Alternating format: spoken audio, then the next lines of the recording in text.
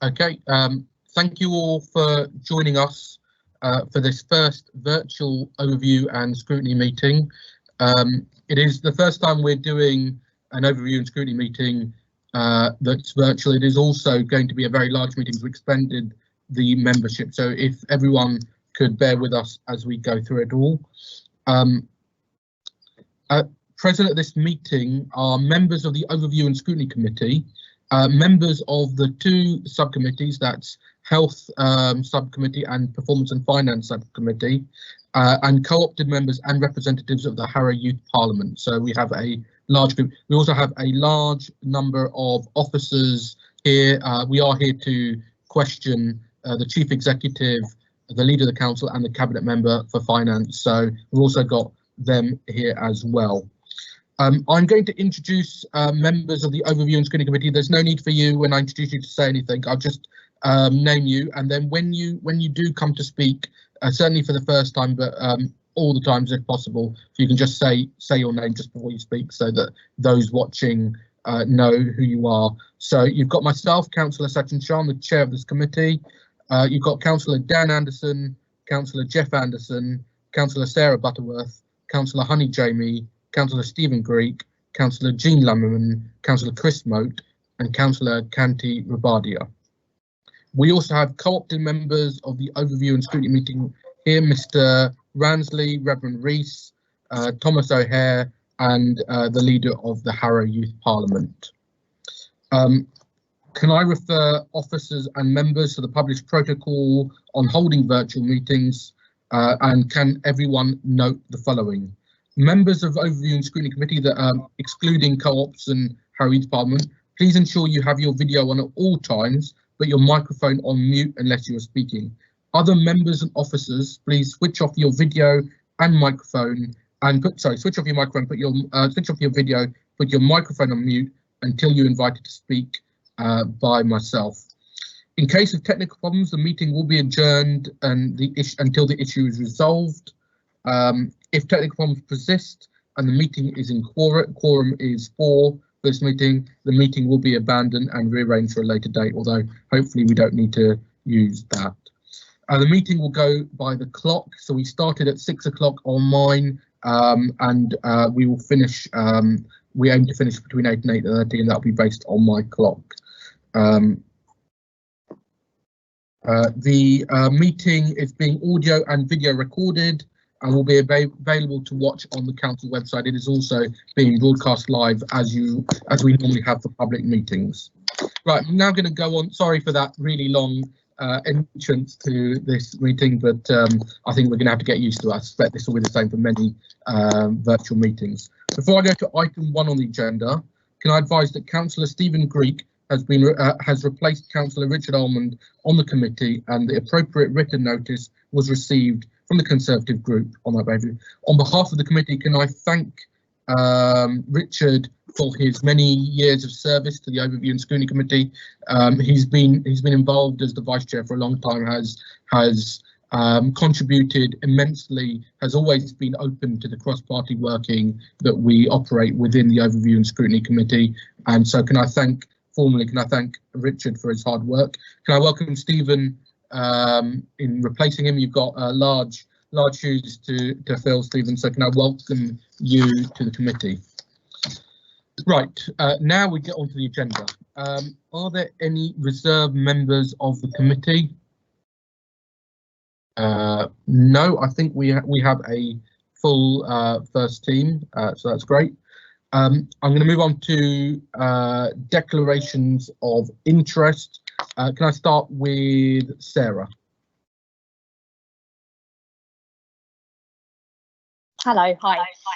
Yes, given that we're going to be discussing schools, I have a number of declarations of interest. I am a teacher at Harrow High School, which is an academy. I am a member of the NEU and GMB. I am a school NEU rep. I am a member of Harrow NEU committee and a member of the NEU Councillor Network. I'm an assistant to the portfolio holder for young people and schools, And finally, I am a local authority governor at Whitmore High School. These are non-pecuniary interests. Thank you. Right, thank you. Jean.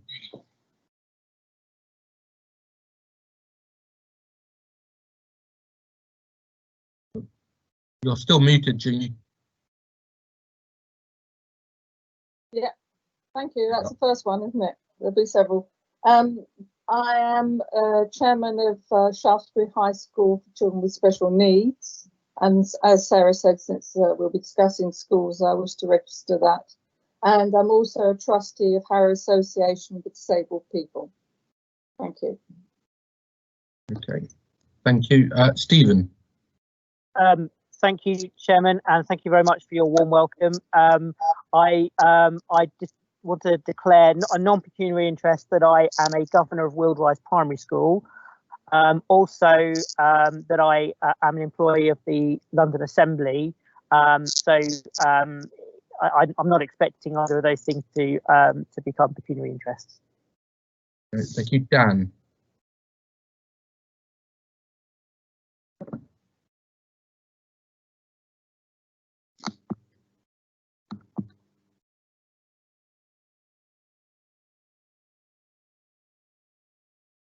Oh, Dan, yep.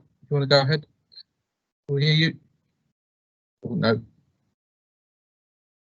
I think you're muted. I think it's on a bit of a delay. Oh, there you are. Should be able to hear you now, Dan. Hi, can you hear me now? Yes. I have spoken to Democratic Services, and although it's not a pecuniary or non-pecuniary interest, I am portfolio assistant for the community engagement and accessibility portfolio holder. So I will remain silent during the question and answer session in relation to the community and voluntary sector. Great, thank you. Chris. Thank you, Chairman. I don't know whether it's actually an interest or not, but because I'm a completely shielded, screened and locked indoors for months person and not allowed out to do anything, nominally the council could be spending money on me. They haven't, I'm pleased to say, because I have enough help, but therefore it's a non-pecuniary interest, as I might need help from them.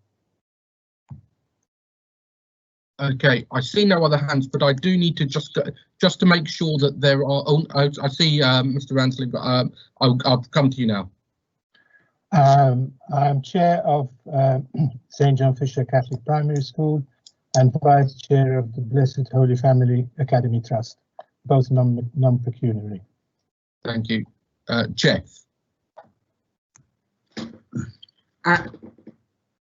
As with Chris, I'm also a shielded person, so potentially in receipt of whatever services, so that should be declared. I don't think it arises, it's non-pecuniary. I'm also a director of Harrow Willesden Labour Trust. Okay, Mandeep.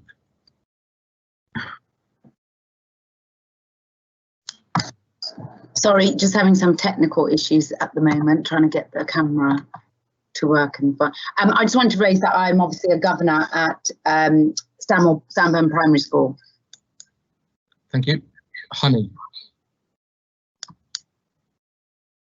Hi, I just also wanted to declare, as with Chris and Jeff, I'm also shielded, and although I haven't yet had any help from the council, non-pecuniary interested, and thought I should declare that as well. Thank you. I don't see on the hand, but I'm going to go through everyone individually. I do actually. Mr. Ransley, yes. Apologies, I forgot to mention that I'm also a governor at St. Dominic Sixth Form College. Thank you. Stephen, you have Jean. We've heard from you. Chris, Canty. Have you got any declarations? Hi, Sachin. It's non-pecuniary anyway, as people are mentioning it. I am a governor at a private early years setting in Harrow, so just non-pecuniary.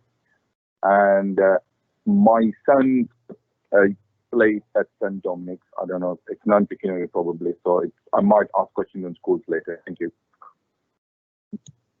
Okay, Kazumfa.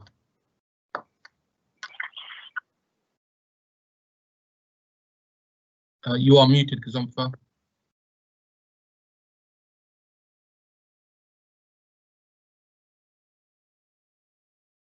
So Kazumfa, Yes. you are Yeah, muted. good afternoon, everybody. Nice to see all these faces today. And I'm Alec Warner at Norbury Primary School. Thank you. Okay, I'm just going to go through, that's all the members of the committee. I'm just going to go through the subcommittees. So can I start with Kieran? No declarations, thank you, Chair. Right. Reka?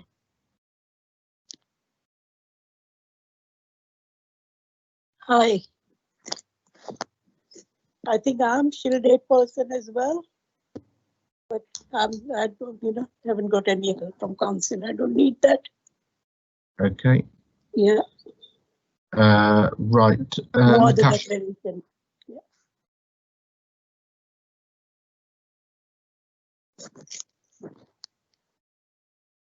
Anything, Natasha? Anything from you?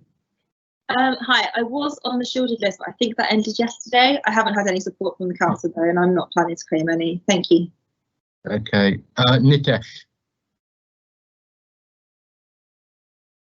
No declarations, Chair. No declarations. Okay. Reverend Rees? Nothing to declare. No. Okay. I think that. Leslie Lewison.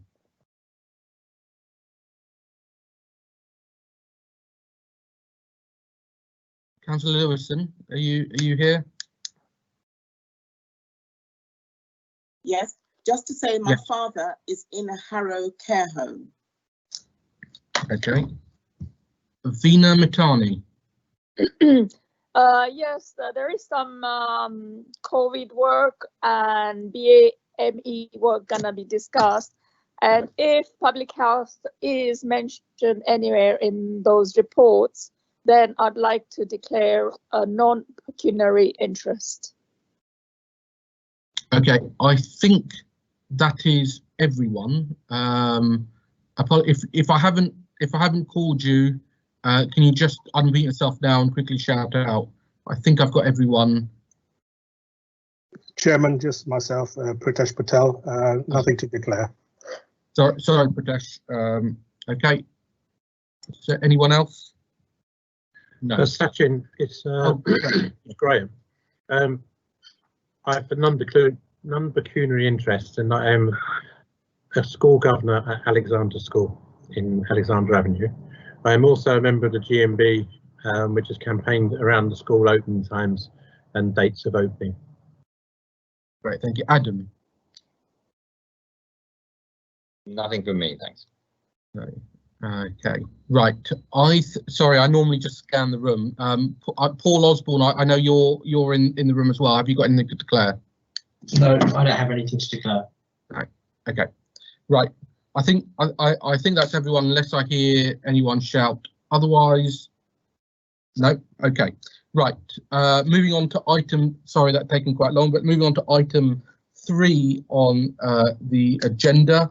That's minutes of the last 2 meetings. We just need to approve this, and I do need to go through members of the overview and councillor members of the overview and scrutiny committee to confirm whether you approve the minutes. So, Dan Anderson, do you approve the 2 minutes? Yes. Jeff Anderson.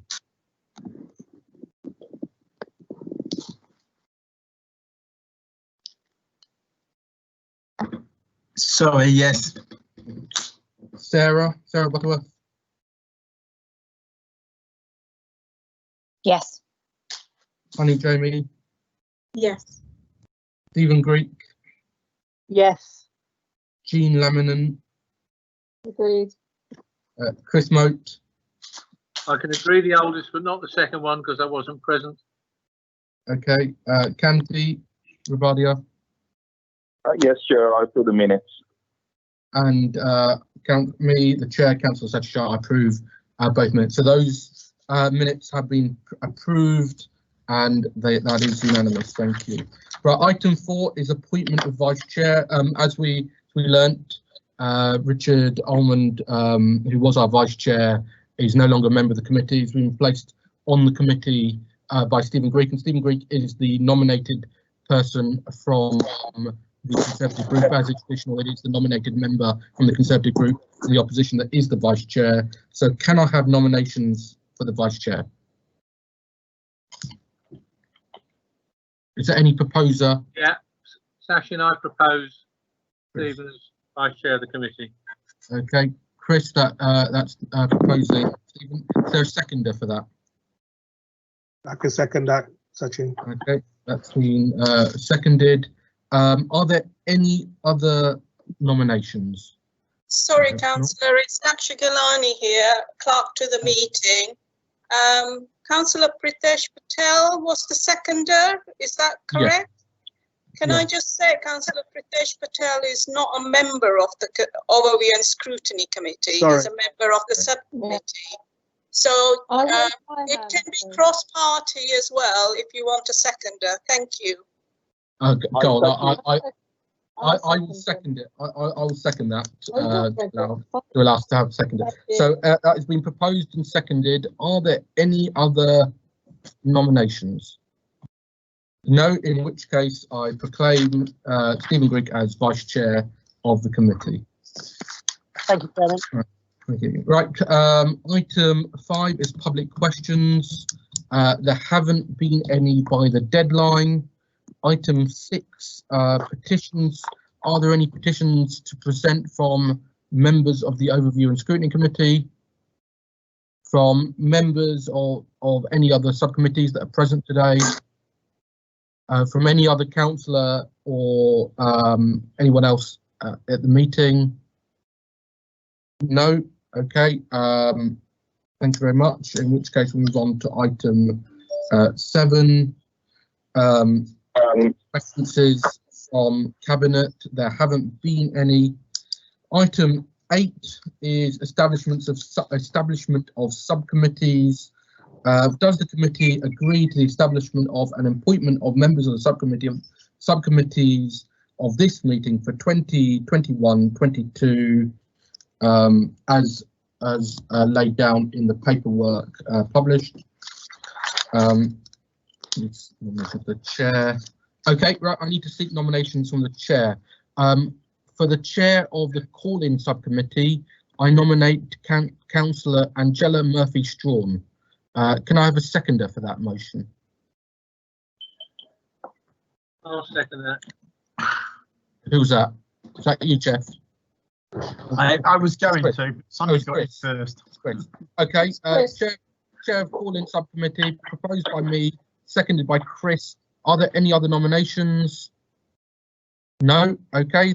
Councillor Angela Murphy-Strawn is the chair of the call-in subcommittee. Nomination. I propose Councillor Chloe Smith as chair of the call-in education subcommittee. Is there a seconder for that? I'll second that. Jeff, second that. Jeff Anderson, second that. Are there any other nominations? No. Okay. Councillor Chloe Smith is chair of the call-in subcommittee education.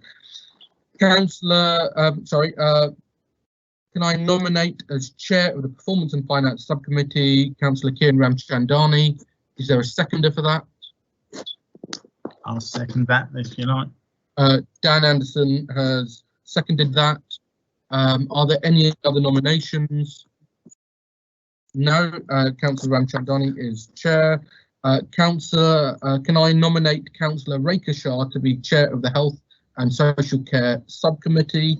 Is there a seconder for that motion? I'll second that. Jeff Anderson has seconded that. Are there any other nominations?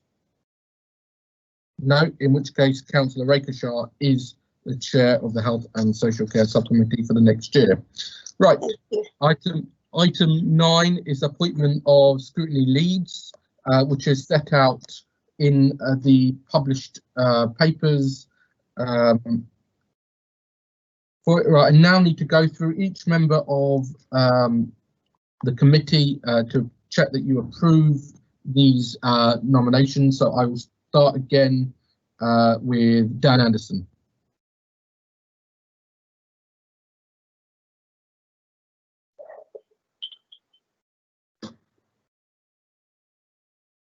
Yep, okay.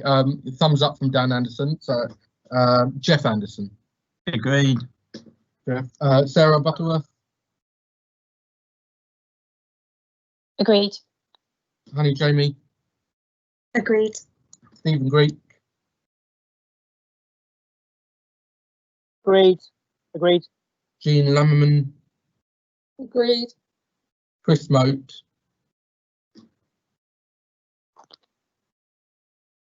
Agreed. Sorry. Santi Rabadia. Agreed, Chair. Okay, and that is approved. Right. Thank you all for bearing with us through the rather long process of getting through the technical bits of this meeting. We now move on to the substance of the meeting, which is a question and answer session with the Chief Executive and leader of the Council. The Chief Executive has brought with him a panoply of the Harrow's best and brightest officers with him, should he need any help answering any questions. That is the entirety of CSB and a large number of others. I'm not going to introduce everyone now, but Sean, if you do want to pass on to someone, please do. And if that officer, if you can introduce yourself before you're spoken. Of course, as for anyone that is speaking, can you make sure that your video and your microphone is on. Also, Graham, as leader, is here. He has brought along Cabinet Member for Finance, Adam Swirsky, to answer any questions on finance. The Chief Exec and leader will be the starting point, but of course, Graham can pass on to Adam should he want to do so. We have discussed cross-party in order to ensure this is run as smoothly as possible. There are 5 key areas we'll be focusing on. That is decision-making, business grants, finance, health, specifically on BAME issues, schools, and the new normal. 6 areas, sorry, that is 6 areas. So there'll be 6 areas. And thankfully, people have indicated areas they want to focus on. So what I plan to do is, whether members are members of the committee or members of the subcommittee, I will go through each one of those areas in turn, starting with decision making, then onto business grants, then onto finance, then onto health, specifically BAME issues, and onto schools, and then finally with new normal, in that order. And we'll bring people in as we go. For officers and councillors, please don't feel like you need to ask a question in each section. Please also don't feel like you need to answer questions in each area, and that refers to Co-op and Harrow Youth Parliament members as well. People do want to come in, please use the raise your hand function on Teams, the chat box, or just wave in your screen. I am aware there are some people on the phone as well, so if you are on the phone, just shout out that you want to speak and I will bring you in. The aim is to try and finish in 2 hours or thereabouts, so I will keep us going. I'll probably spend about between 25 and 30 minutes on decision making, and with finance and BAME issues, BAME health issues, there are 2 subcommittees coming up where we can focus on those entirely at those subcommittees. So I plan not to spend too much time on those areas. Can I just remind those that are not speaking or not members, you can turn off your video and mute. Certainly when you're not speaking, please mute. You can turn off your video as well if you're not talking, not a main member of the committee. Saying that, I will first ask Sean. I know Sean has a presentation, whether Sean wants to make an introduction. I'll then ask Graham if he wants to make an introduction, and then we'll go on to questions. Thank you. So Sean. Thank you, Chair. I will keep this brief because I want to maximise the amount of time for questions. I wasn't intending to go through the Cabinet report nor my presentation in detail. Hopefully that was there for background information for the committee. I have put a slide up which in the presentation which is on the executive summary. I just probably want to say just a few things about that. I think the first thing is to say that I just want to pay tribute to staff and members actually for all the incredible hard work that's gone on over the last 3 months. I've been in local government for 30 years and I've been a senior officer for 20 of that, and this has been the most challenging and difficult period of my local government career, and I'm sure that's true for members and officers in general.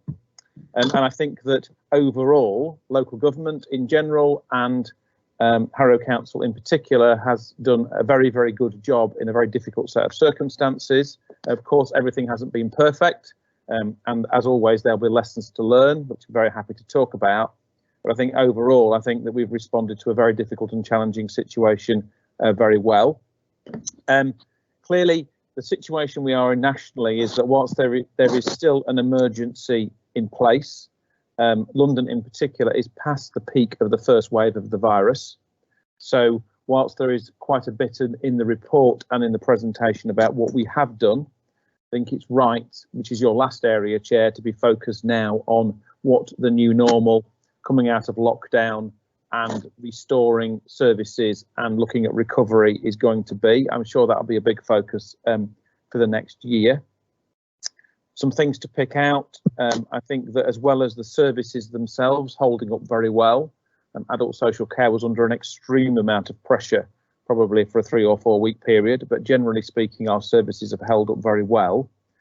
We've also had to establish a number of new community services, the community hub, hardship support, and we're beginning to get into the process of establishing our role around track and trace, all of which has taken significant challenge and additional capacity. And I think overall they have all gone very well.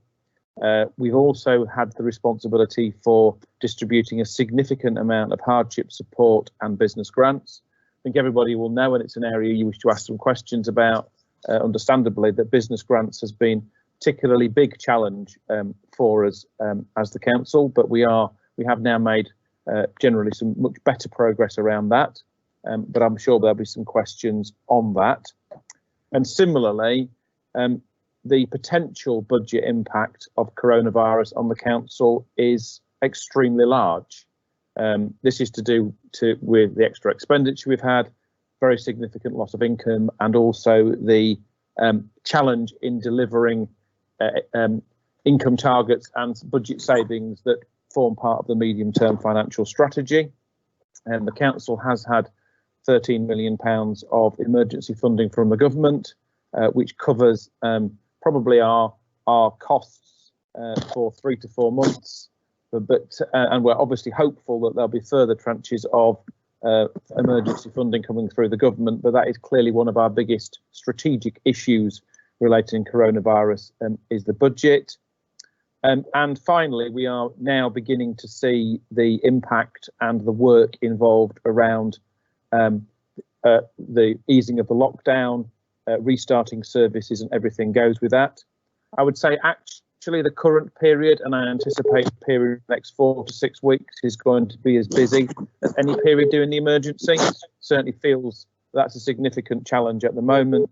Everything from restarting garden waste services to reopening the tip, expanding the attendance at schools, etc., and also preparing for the changes to the high street both next week and the week and on the 15th.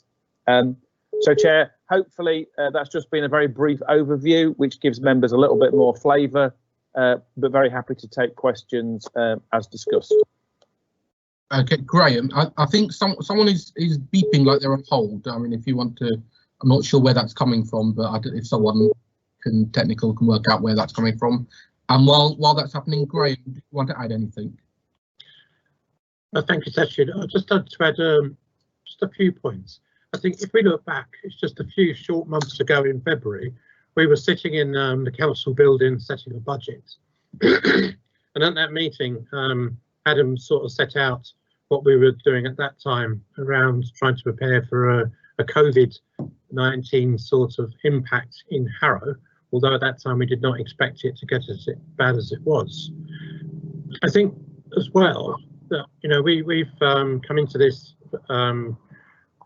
with our services under quite a bit of pressure over the past few years. But what I would commend and say trade tribute to is the amount of the positive attitude that has flown through the council services, the community and the wider voluntary sector over the past few weeks, and especially for those who've gone the whole extra mile, because, you know, they've built services from scratch in a way. The community hubs, moving 7 days a week, have moved very quickly to do so. But I think, and as you go through the reports tonight, you'll see some of that come through about the work that has been undertaken, so I'm not going to go through it now. But I think what we do realise is that as at the 5th of May, 359 Harrow residents have died from the virus. And these are people who, you know, the Harrow residents have been taken too early, have left loved ones and have not been able to grieve properly. And as we move forward, the services have stepped in and taken a lot of risk, you know, the personal risk, to make sure our residents are trying to remain safe. So and you'll see that as it comes through the report tonight. But overall, I just leave it there for now, because I think, you know, the questioning and answering and the report itself has set out what we're going to do. But what I would remind people is this report was probably written 3 or 4 weeks ago now, and things have moved on, and hopefully some of those things we can flow through in the answers tonight from the officers and myself and Adam. Thank you. Thank you very much, Graham. Okay, I'm going to kick off. We started with decision making, so I'm going to kick off with a nice, easy question to Sean. Sean, you've spoken about restarting democracy. You can only restart things that have stopped. To what extent has democracy stopped in Harrow?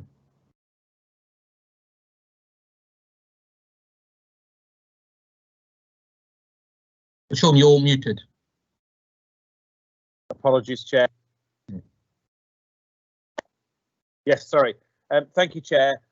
So I guess a more accurate description would be about restarting democratic council meetings rather than restarting democracy.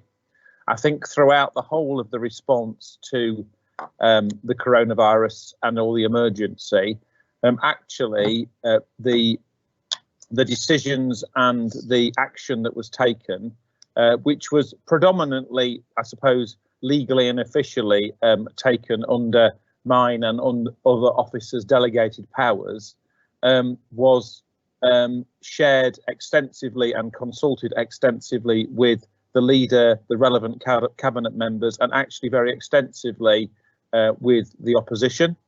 I think the intention throughout the whole of the process, recognising the need to move at speed and the need to ensure that we took the action that was necessary.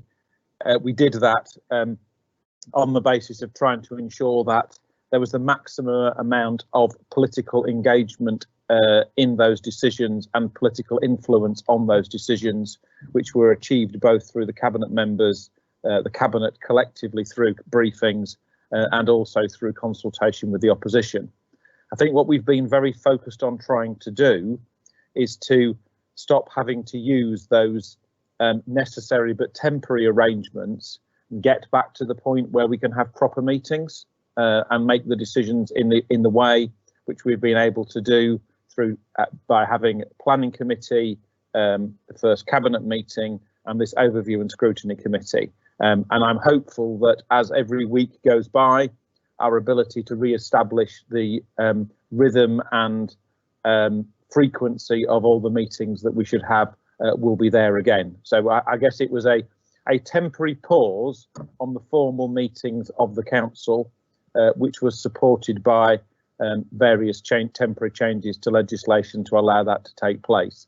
But I would hope that all members in all groups would feel that both officers and members have done as much as they possibly can to ensure that members are being kept informed and able to appropriately influence the reality of decisions that have probably legally been taken under officer delegation.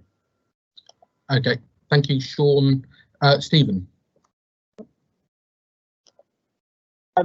Sorry, Chair, I wasn't indicating.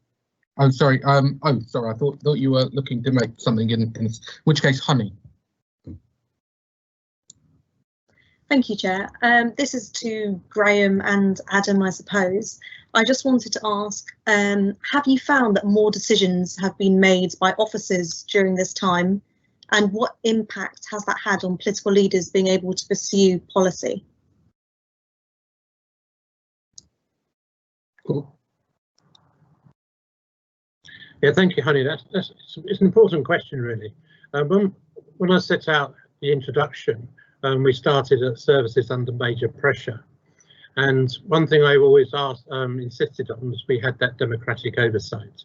So when there was the initial first 2 weeks of building up services for, to respond to the crisis, that was really an escalation of business as usual, moving into the emergency procedures that are in place across the council for any emergency, and that is delegated to officers through the chief executive. That's how it's set out across the council. But what we did ensure upon is that we were consulted upon all those early decisions. As it moved through after the second week, so I'm talking from the 23rd of March when the government lockdown started. So those first 2 weeks, we had officers working extended hours trying to build those sort of systems in place, because a large number of staff had been sent home for self-isolating. Quite a few of those staff are still at home. They had to move people around to try and backfill the priority one services. So under the emergency situation, the services of P1, which is life and limb sort of situation, services have to be maintained. And also the top level P2, which is sort of waste collection, has to be maintained. Everything else was near enough paused, and Sean and his team was consulting around that or advising us.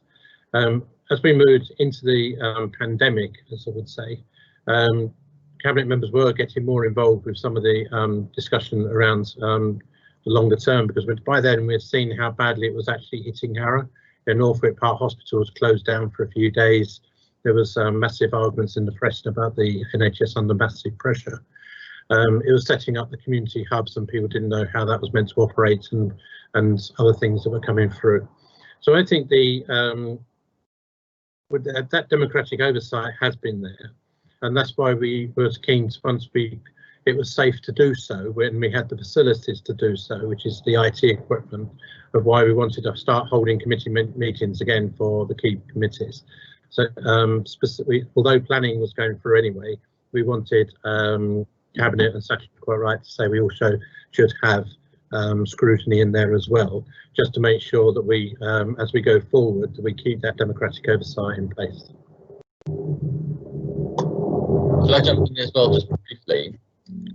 Because as well as the portfolio holder for finance, I'm also the cabinet member for emergency response. So was involved upfront in the discussions, and that's why I shared a few comments at the council meeting on the 27th of February to outline what we were doing at that stage in February around coronavirus. But I think one of my reflections over the past 3 months is that the level of engagement between officers and councillors has, if anything, increased. Although more of that, of course, has been informal engagement versus the formal meetings like this one. And so, myself as responsible for emergency response leader and deputy leader were initially on daily phone calls. The opposition leader, deputy leader, also on very frequent phone calls as well to be fully briefed. And I think, as Graham alludes to, that stage, the first few weeks were very much around execution of the crisis response, and so there were many of the decisions were effectively made by central government, and the local authority was trying to make sure that those were happening on the ground.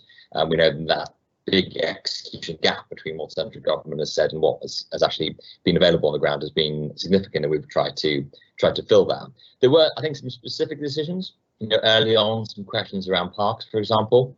And we made gave our political steer early on that we wanted to ensure the parks were open as much as possible without obviously breaching social distancing, causing issues around that. So there were some things that we did provide some political steer over. But I think as we've got to the last few weeks, the level of engagement with Cabinet, with the group of councillors, and of course restarting these meetings, I think is critical, because we are now moving, and I'm sure members will want to explore this, but we're now moving into the space where there are some very big strategic questions where the political steer from councillors will become increasingly important. Thank you. Honey, did you have a follow-up on that? I didn't want to hog too much time, but I did actually have a brief one. It was just that how would you proceed if how officers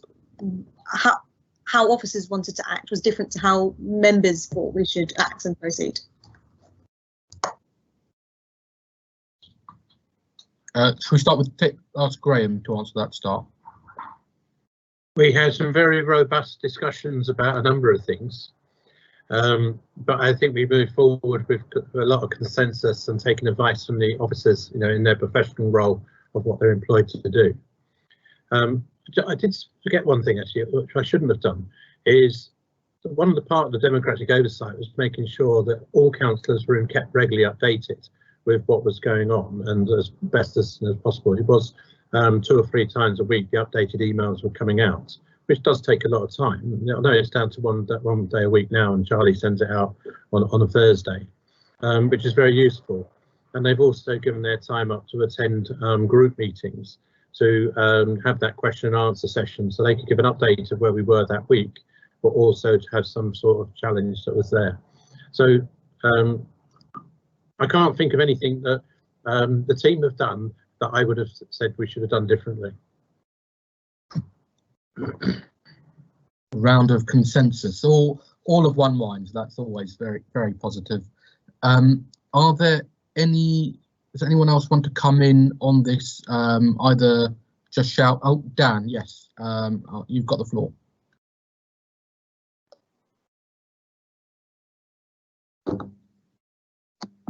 Hello.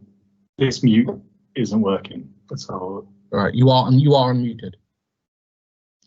I am unmuted. Okay, great. I just wanted to ask, as the report mentions the potential of a second or maybe third wave of significant outbreak of COVID, whether we would expect the same kind of decision-making processes to be put in place in that event, or whether we have to now have the technology systems and experience in place where we would be able to maintain more democratic meetings, etc. I'd value your thoughts on that. If I may, Chair? Yes, go. Yes, sure. I mean, I think the short answer is I think that given the experience that we've had, both in terms of the plans that we would need to put in place, the technology, and now the experience of being able to do meetings like this, I would imagine that we would be able to more or less carry on as normal in a virtual world. So I would anticipate it to be not the same as previous. Graham, did you want to add anything? Well, I just support what Shauna says. I think the council's in a better place to respond or carry on responding. The concern I have is quite a few of the staff have been working 7 days a week, long hours for the last few weeks, and probably do need a break of some form away from some of this. Quite a few have been off sick throughout the crisis as well, which has made it quite a challenge for them. Are we ready for a second wave? To be honest, I think we're in a better position than we were from back in March, because we do have those processes in place to access care homes. We've got better relationships with the health service and the hospitals, CCGs, and we know we're working very well across partnership and across boroughs as well. And I would say as well that the Pan London, all 32 boroughs, are working really well under that Gold Command model, in that it's been cross-party sort of thing to try and get some solution through it. How we tackle a second wave is something that's always troubled in my mind, even when the lockdown is being reduced. we're always concerned about a major massive infection coming through. The hospital was said quite openly that they are preparing for a second wave in July, but hopefully we've learnt a lot from the first wave to be able to make sure that they can minimise the spread of the disease a lot quicker this second time round. Okay. Is there any member of the committee that wants to come in specifically on decision making? Of any of the co-op members or members of the subcommittee want to ask any questions on decision making? No, in which case I will just ask one final question before we move on to the next area, and that is specifically around how we ensure, Dan's asked generally around how we make sure councillors are involved generally, but I want to ask specifically about the Overview and Scrutiny Committee, because it has a statutory function in ensuring and holding the executive to account, but also often we are shortened to scrutiny, but there is the word overview at the start. An overview is all about ensuring that different policies are linked up. And I wonder whether, we've spoken a lot about lots of phone calls and opposition leaders being involved, but very little involvement from the statutory committee of the Overview and Scrutiny Committee. So how would you see Overview and Scrutiny Committee and its subcommittees being involved in the next, if there is another phase? And I'll start with Sean and then go on to Graham. I think, Chair, that's a good question. I mean, I think that I'd be happy to have a conversation with the scrutiny leadership team about how you would see that working best. I've got an open mind about that. I think that I guess that one of the things that we could talk about is what the role would be going forward. I guess my question is that how do you balance out the role looking at another spike compared to the overview role around recovery? But yeah, I'm very, very comfortable to work with the scrutiny leadership team to find out how you feel that you can best add value to both of those processes. Great, Graham, don't feel you need to add anything if you agree. Well, I just want to extend, if possible. I would make the point that democratic services were reduced quite significantly during the crisis. They were allocated to other roles, and also a lot of the big support around scrutiny and actually all committee services were mobilised to try and support the voluntary sector creation of community hubs and things like that. Now they're in place, I think we're in a stronger position to sort of try and, because those processes are in place, I think we're in a stronger position now to carry on with those sort of arrangements that you're seeking. Right. And that Sean's responded to. Great, thank you. Before I move on to the next section, can I just, if there's anyone that wants to talk on decision making, I don't want to cut you off, so do just either raise your hand or unmute yourself and say you want to say anything. Otherwise, no, I am going. Hi, Sachin. Oh yes, Vina. Sorry, Yes. I've raised my hand, but then had to unmute. Yes. Is it okay to ask Yes, my please question? speak. Yes, please speak. Okay, I was just saying, as health leads, if we can get involved for the health matters, COVID and Norfolk Park and BAME, then it will be very helpful, because we get like update from the officers, but if we can get involved more, that will be very helpful. As Sean said, that is happy to involve the leads, so if he can. Yes. Okay. I think Sean's already agreed so to do. We have the information, like firsthand rather than through other sources. Chair, very, very briefly, just to reassure the committee and the subcommittee, myself and Paul Hewitt actually had a meeting with the CCG leadership this morning when indeed we discussed this particular issue. Fantastic. Well, that would be good if the health leads can be invited to those meetings as well. Then we can have our input.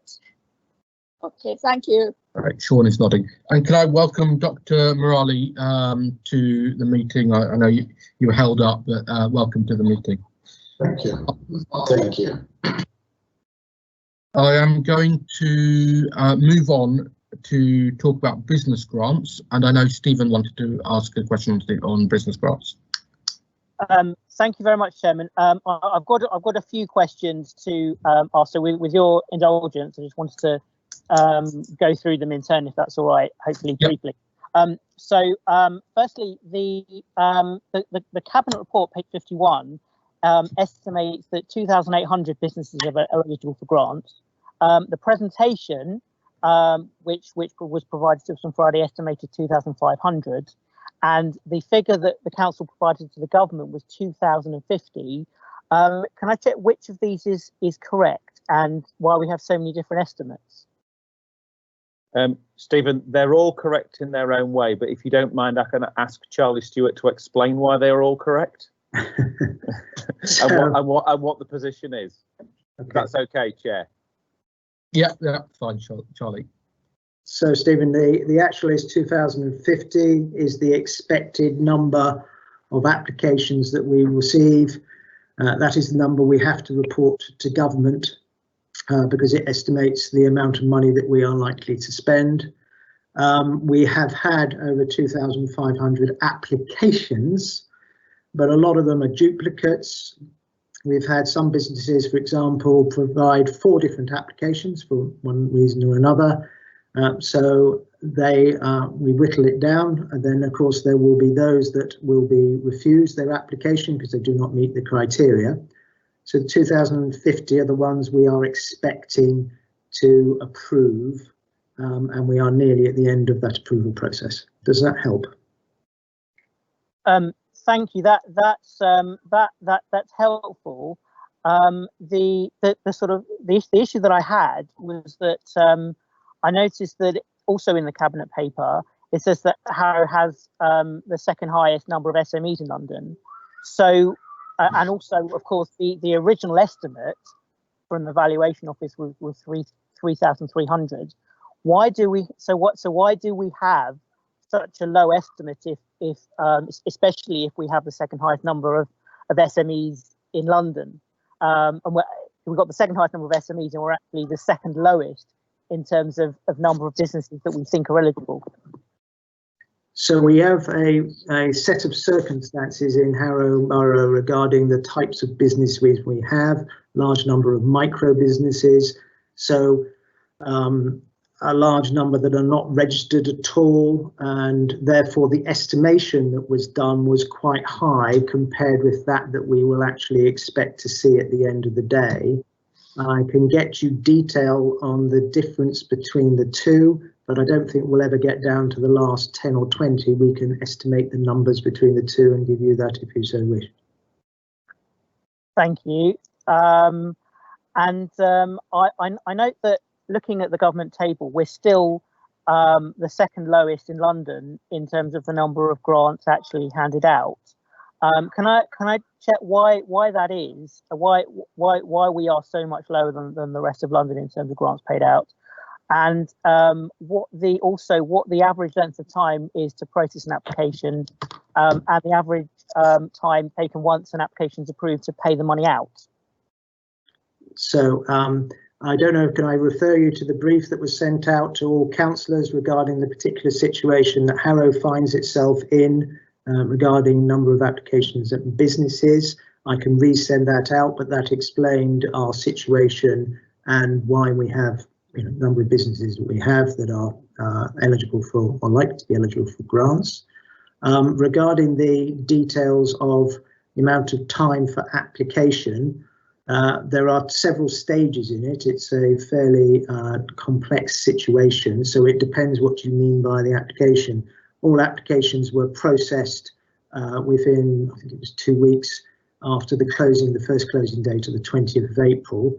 We then started to process those through to the various stages of the checks that were required to do if they did not meet certain criteria.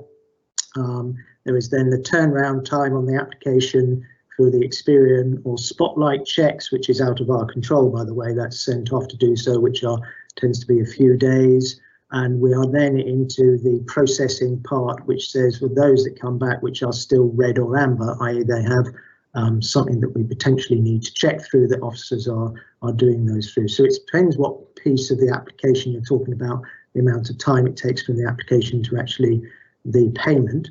Some, of course, were paid right at the beginning by direct debit because all the information, because they were on direct debit and all the information was available. So that was done within a matter of days.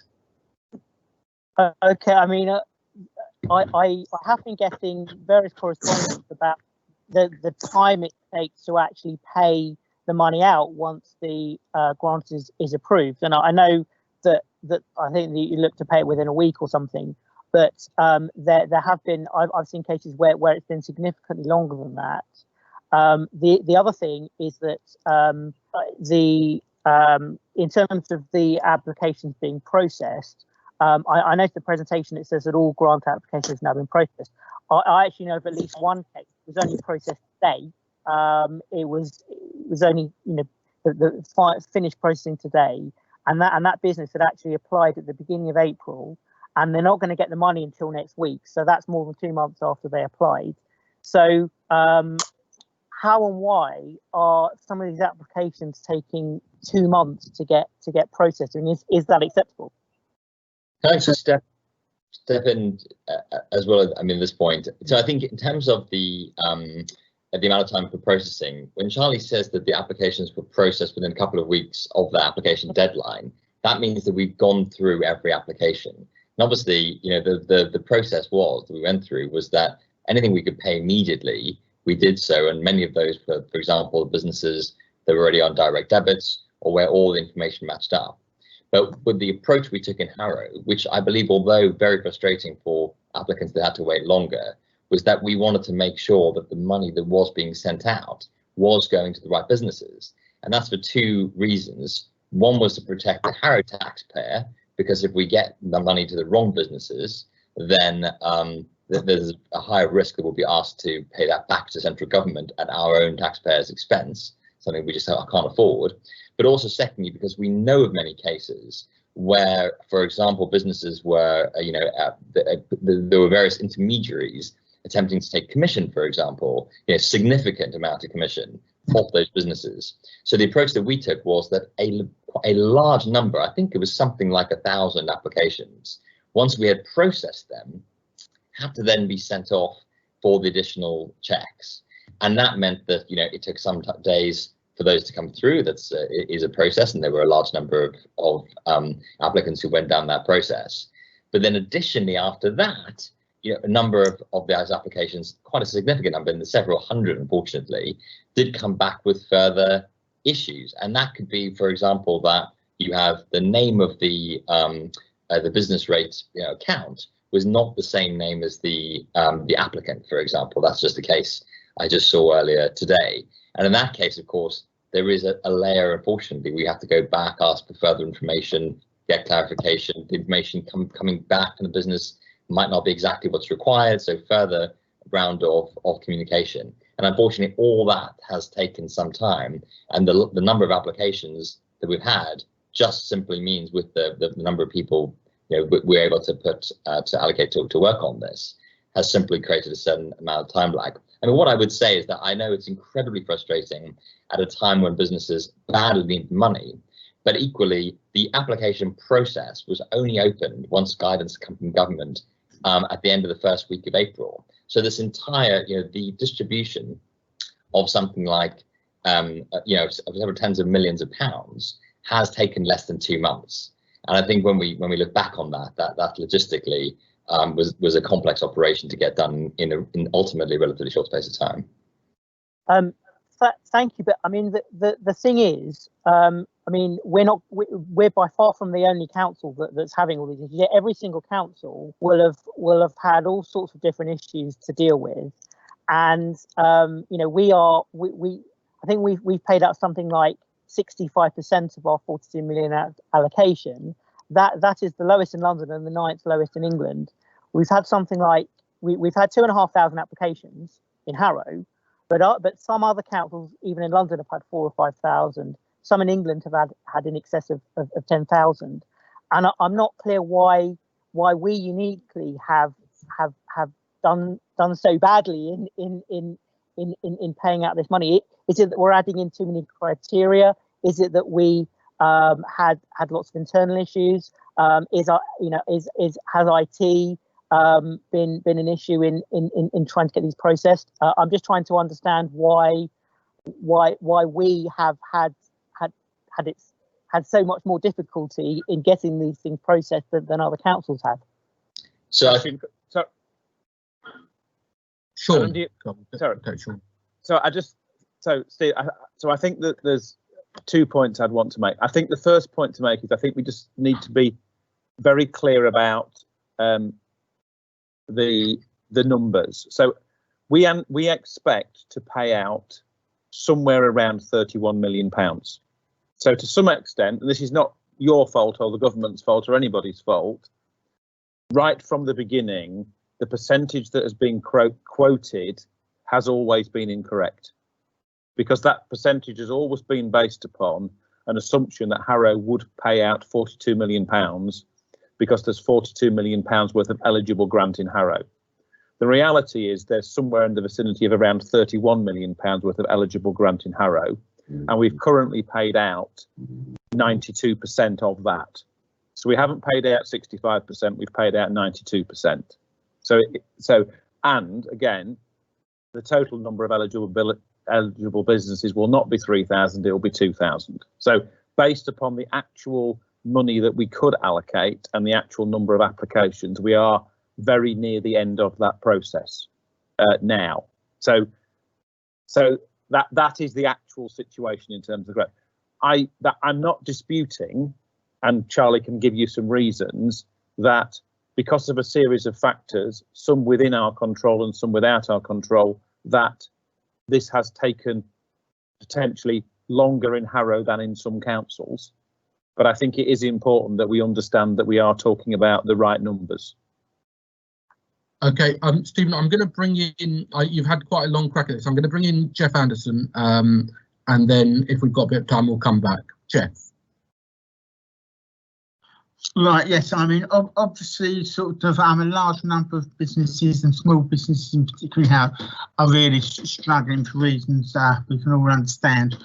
But, I mean, can I ask, in regard to the business grants, so the COVID business grants, how they work when businesses are in arrears with the money they owe to the council, and what happens when a business either goes into administration or was in administration at the beginning of the period, which I believe was the 11th of March? I assume Charlie's the best person to answer that.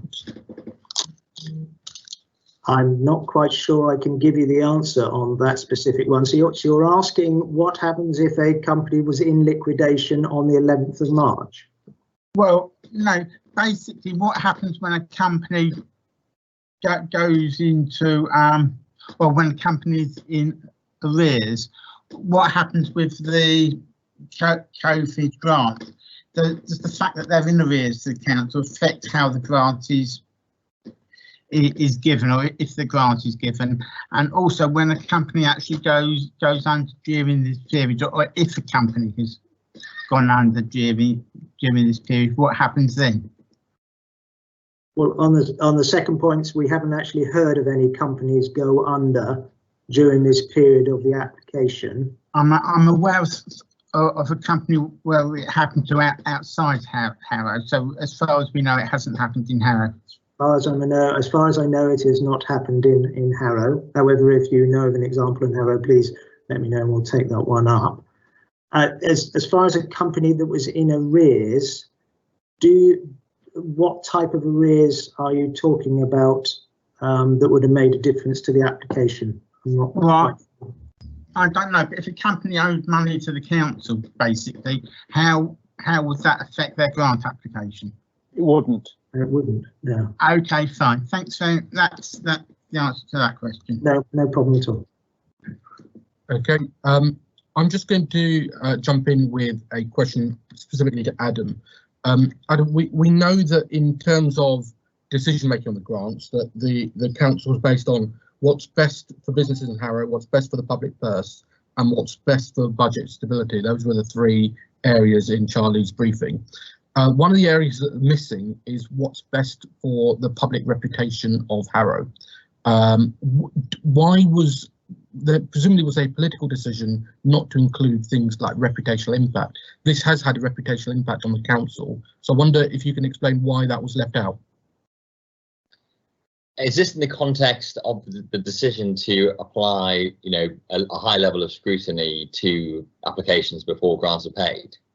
Well, yeah, I mean, essentially in Charlie's briefing to us, he split it out into 3 areas. The decision on how things were made were based on what's best for businesses in Harrow, what's best for the public purse, and what's best for budget stability. So yes, it was the whole process. And maybe Charlie wants to add in on that, but specifically there hasn't been any reference to the reputation of the council. So I just want to understand why that was left out. Well, I'll let Charlie, you know, and I think Graham's popped up as well to come back specifically on the briefing and how that was framed. But I do think it's important. I mean, specifically, you know, I think coming back to Councillor Greek's question, you know, there's two sets of factors here. There's the starting point that we found ourselves in when the grants were announced, which, you know, there's a long list of actually, I think, very clear points around Harrow's position, around the size of our team, the number of small businesses compared to the size of the team, our IT position, and so on and so forth. Then there was a second bit, which was our decision to apply a high level of scrutiny to applications, not a higher level than was necessary, but a degree of scrutiny. And I think, you know, others have chosen essentially to pay out and then essentially hope that they can reclaim the money if the grants were processed incorrectly.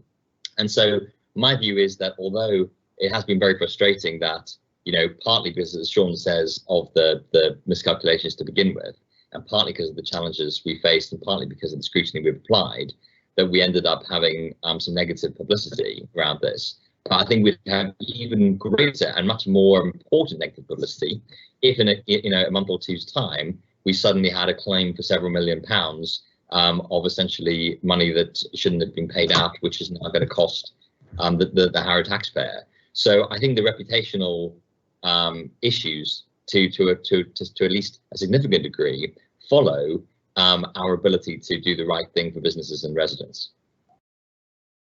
Okay, Charlie, did you want to add anything? Just as a small point, but it is relevant to that. There is to be an audit of this afterwards across all councils. There is already noise starting to be made across certain councils as to the way it has been approached. I am sure that our approach will pass that audit, both in the rigour but also in the flexibility of it. We were following the government's guidelines after all, and it has been through discussions of politicians over many times as well. So reputationally wise, as far as the audit is concerned, I'm sure we will come out with flying colours. Chair, would it be all right if I just add something as well?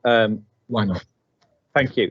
I think the other thing to say as well is that I would say that there has probably been more officer and member time spent on this issue than almost anything else. And I think that reflects the desire to try and make this happen, both for the right reasons of ensuring that local businesses get their money as soon as possible, and also because clearly nobody wants the council to be perceived as not doing that. So I would say that there has been probably as much focus on this issue from senior management and senior political oversight than almost anything else in the whole of the response. Okay. Yeah, Graham. Can I just add a small point to what Adam was saying? I think we shouldn't forget that this came out of a statement by a minister that the money was made available, then the guidance came out sometime later. But all the way through, this is government money that the council's sort of distributing. And it was quite clear through all the guidance and rules that they set out that any mistakes made about paying money to the wrong place was the responsibility of the council. So when you say reputational damage is in our risk register, it's always been in our risk register. And so what we're looking at, if you have 10 businesses pay £25,000 each, that's £250,000 that we quite frankly didn't have anyway. The second part of it was our Northgate system doesn't work remotely, so we had to arrange for other people to be trained up quite quickly to get it done. But they made sure that it was done right, and I think, in fairness, that they've done it the right way. As Charlie's just saying, there is some questions being asked now. If someone's been paid incorrectly, then the council's got to fund that back, and we just wouldn't be able to do that. So reputationally, we've been looking after the council taxpayers' money. Okay. Are there anyone else? Is there anyone else that wants to come in on business grants? I am looking through the hands up on the system, and I'm looking at the screen and the chat. I can't see anything. I think something has just someone's hand. Stephen, okay, I see you've got your hand up, so I will bring you back. You have had quite a long crack at this. So I'm not planning to take you long. Just to say that there will be a discussion at the Scrutiny leadership about whether we have a challenge panel into the wider implications, so we can spend a bit more time then. But Stephen, I'll bring you in before we close this session and move on to the next area. Yeah, thank you very much, Chairman, for your indulgence and bringing me back in. I just wanted to pick up on the where we left off in terms of the issue of the 42 million being the base level. We in Harrow seem to be quite unique in being so much lower in our actual estimate of the number of businesses that are eligible in relative to the valuation of this estimate of 3,300. In other councils, you know, some of them they're sort of a little bit lower, some of them are a little bit higher. We are a lot lower, and I'm just wondering, is there any risk that we're actually missing out any eligible businesses that you know, is there a whole chunk of businesses that could be eligible that aren't? So I'd say two things. One is that, I mean, there are just a whole set of because you know, the valuation office actually looks at hereditaments. I think I probably pronounced that word incorrectly, and that includes things like car parking spaces and, you know, ATM machines and all kinds of things. So there are always all kinds of you know, hereditaments that might be estimated because they not properly categorized or so on, and that, you know, simply wouldn't be eligible for the grant. So I don't think it's completely surprising that there is that gap, although obviously, you know, it's worth challenging. I think in terms of our businesses missing out, we obviously got those initial set of applicants. It was less than 2,500 initially, because that includes, I think, subsequent applicants after the 20th of April. And we proactively went out with our economic development team to seek additional applications, because we knew that the gap between where we thought we should be in terms of a number of businesses awarded and actually who'd applied, you know, that there was that gap. So we went out and sought out businesses to make sure that they applied. Can we be 100% sure that there are businesses out there that would have been eligible that didn't apply? No, I can't give you that assurance. All I can say is that we've used all our communication channels to try and make sure that that they did, that they were aware of the scheme. Okay, thank you. Okay, Gazumpa, I'm going to bring you in before we close. Yeah, thanks, Chair. My question is the same as Stephen Greek. So, for example, if a new business, they've been taken, they took over a business a year or so ago, but they were exempt and there's no record with the council, and they are also finding difficult to get the grant.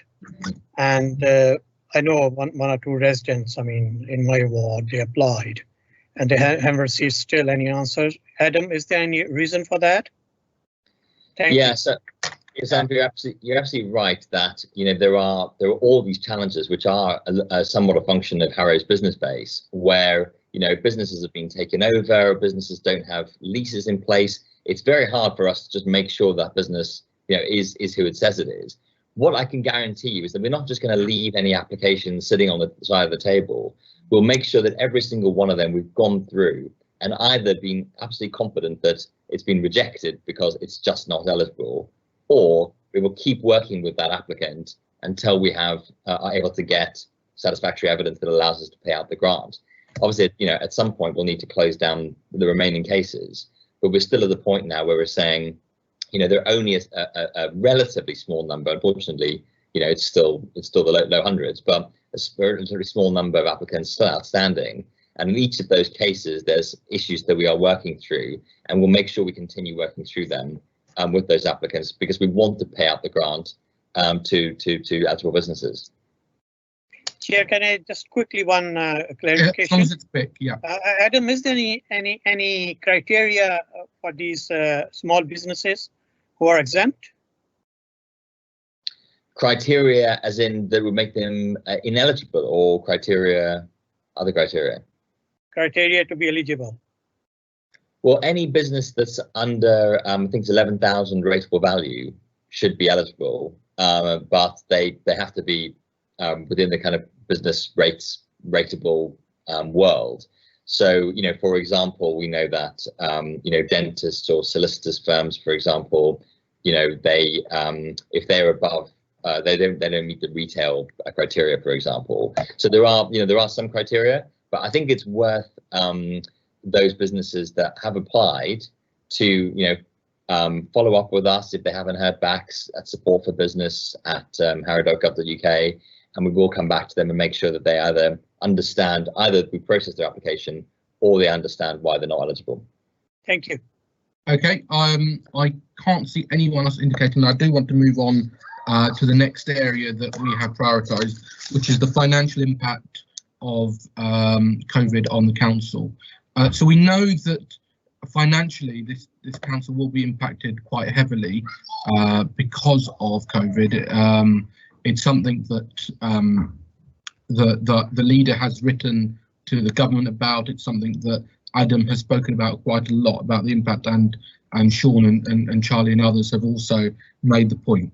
So we just want to spend a bit of time looking at finance. I will remind members of the committee and those watching, there is a performance and finance meeting taking place next month where this will be the entirety of the agenda, or as much as possible. So we don't need to spend too much time on today. So I plan to spend only about 15 minutes on it, and if people can be aware of that in both the questions and the answers.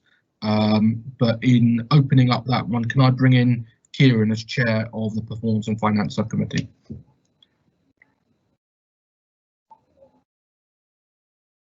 Thanks, Chair. So this is to Adam and Sean. How worried are you about the impact on our finances?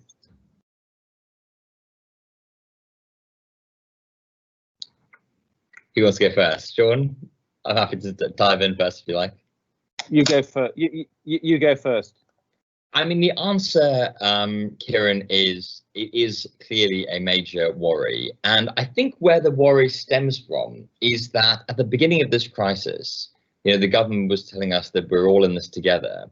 And I think they used the words that they will do whatever it takes to support local government, NHS and so on to get through this crisis, and not just get through it, but actually to be real partners in the response. And I think local government has played more than its part in terms of, you know, setting up food networks, community hubs, the hardship schemes that we put in place, the delivering business grants and so on and so forth, while also delivering core services and social care. But unfortunately, the government hasn't yet kept up its side of the bargain. So they've awarded us £13 million so far in Harrow. That covers essentially the additional expenditure that we've incurred because of COVID, things like social care and PPE.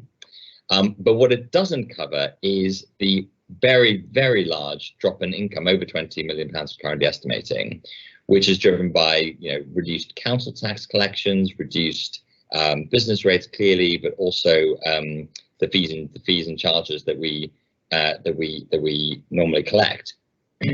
And you know, I think it's unfortunately slightly grating that government says, well, they've covered our costs, but they've set up a system of local government finance that is so dependent on council tax and so dependent on the fees and charges that we levy locally, that sort of drop becomes more than material for a council like Harrow. Now, you know, where does that leave us? Well, you know, if we look at the Yorkshire authorities, 26 authorities said that they might that they're at risk of having to jointly issue a Section 114 notice, meaning that they can't, you know, they don't have enough cash to get through the year. I think we're, you know, thankfully, hopefully, steering far away from that position. But you know, we are still absolutely making the case to government that we need that additional those losses to be covered, because otherwise, two things will happen. One is that, you know, the many plans that we've been working on for years to both reduce our costs, but also to invest in the borough, new homes, more efficient services, better outcomes for our residents. Those will have to be reviewed in a negative way, and ultimately we'll have austerity Mark II for people in Harrow, austerity that people can't afford, especially given the economic situation. Secondly, that, you know, we play an enormously important role both in the second stage of the crisis in terms of track and trace and all kinds of other services we're expected to deliver, but also in terms of the economic recovery. That's all at risk if we don't have the funding. But finally, you know, eventually, if things don't change, we will be in a position where we simply won't be able to cover our costs, you know, at some point in the future. And so the answer to your question, the short answer is yes, absolutely. It's very concerning, and we continue to make the case robustly to government that that you know, without strong local authorities, we don't have a strong crisis response. Okay, Sean, do you want to come in here? Yeah, I don't want to add a lot. I think the short answer is it depends what happens. So I think if the, I mean, as I say, at the moment we have had quite a lot of emergency funding, but that only sees us through for a certain period of time. If the funding comes through that reflects both our extra costs and our loss of income, I'm not worried about it at all. If that doesn't come through, I'm extremely worried about it, because that would be a massive hole in this year's budget, and more importantly in next year's budget. So I mean, I'm not usually renowned for my optimism, but if I am optimistic, I find it hard to see, given the fact that every council in every part of the country, of every political persuasion, is essentially in the same position. I just think it is very unlikely that the government won't make available the sorts of sums of money that councils have lost, because I think it would be very difficult for any government of any political persuasion to justify that position, given the fact that the very substantial billions of pounds of losses that councils have has come about because of a national emergency. Okay, I know Kieran wants to have a supplementary, but before we do that, I just want to make the point. Dawn Calvert is in the meeting.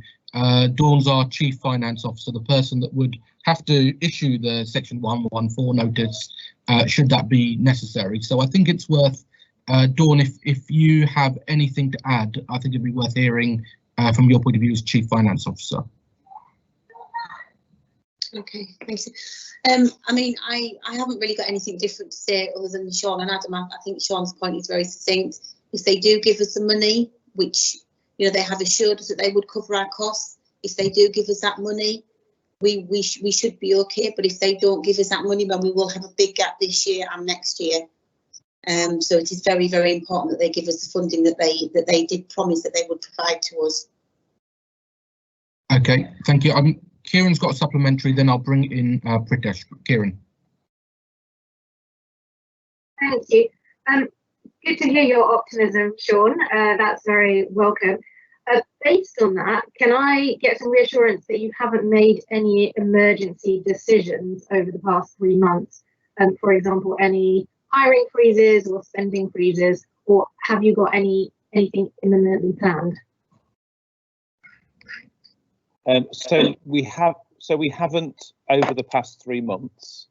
I guess that and the management team are having a discussion, or starting to have a discussion about this tomorrow.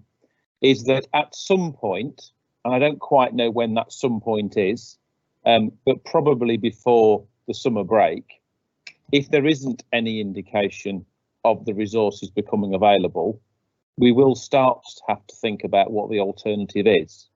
I mean, clearly we wouldn't do that without there being political engagement and political decisions. And the current plan, of course, is that as usual, we would take a finance report through to the July cabinet. And I think at that point, if it's clear that the resources that we need may not come through, we will at least have to start signalling the sorts of planning decisions that we might have to make in order to be able to balance the books in year and next year. But I think that so I think it's one of these balances is that clearly we don't want to make decisions to start looking at reducing services or saving costs or not spending absolutely before we have to, but we also have a responsibility not to wait until that point becomes irretrievable. And we're not there yet, but I would say that if we are still in this position in the early autumn of having no certainty, I think we would then need to act. I hope that gives I hope as balanced position as we can for not either going too soon, but also not waiting. Thank you, Pritesh. Yes, thank you very much, Chair. I just wanted to come back on Councillor Saweski's narrative there. You say, Councillor, that the government's given you only 13.1 million. What you haven't mentioned is that the government has given you 5 types of different funding. You've got the hardship fund of 1.392 million to support your town council tax support scheme. You've also got the emergency funding, which you mentioned, the 13.1 million. You've got the grants for small businesses, 42.2 million of that, of which I appreciate about 76% has been spent. You've also received additional discretionary small business grant scheme, 5% of the original scheme, which you will be getting. Plus, on top of that, you will be getting the business rate relief, which is the S31 grant that is coming from the government. But one thing that is bugging me is that prior to this emergency starting, a lot of the budgetary aspects were either underspent or significantly overspent. And to try and pin it all on COVID, that is costing the council so much, I think it's a little bit sort of disingenuous. But having said that, there's one thing that comes to mind, a very simple issue. I have lots of finance questions, but I think they can be taken in other meetings. One very simple one. Consider the waste recycling element that we suspended until the 11th of May. Now, as opposition group, we weren't consulted until very, very late into that decision-making process. Now, what has transpired since then is that we've had so much problems with residents being very angry that their garden waste collection is not getting done. We've had problems with fly tipping of garden waste all over the place. We've had problems since we reintroduced the service and the reopening of the central depot for the recycling centre. We've had long queues of cars coming in there. And then to top it all, I understand that we've made a significant submission to the Ministry of Housing, Communities and Local Government for additional funding due to the expenditure and loss of revenue. And I find that for the waste recycling element, we've asked for another 60k simply because the waste recycling that we've collected over that period is no longer green waste, but it's going to be mixed up with the other waste. So we're incurring a penalty, if you like, of 60k just for that. It's wastage like that is costing us money and that is impacting our budget.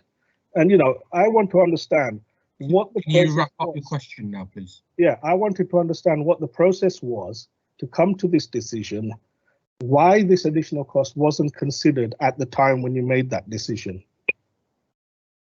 So there's 2 separate things there, one very specific and one much more macro.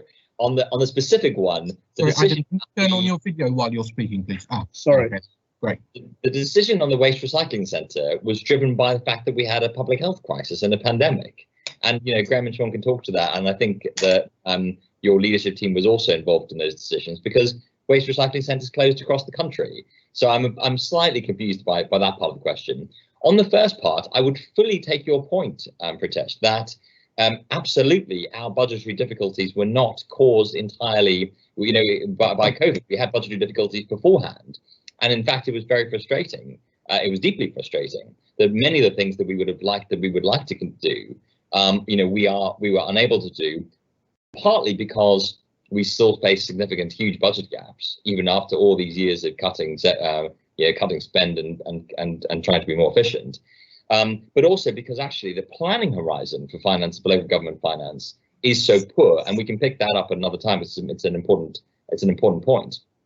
But of course, added to an existing budget gap, we then have more than £20 million of lost income that isn't covered by any of the fantastic government support that you outlined. All that government support is very welcome. None of it helps cover the lost income, the £23 million of lost income.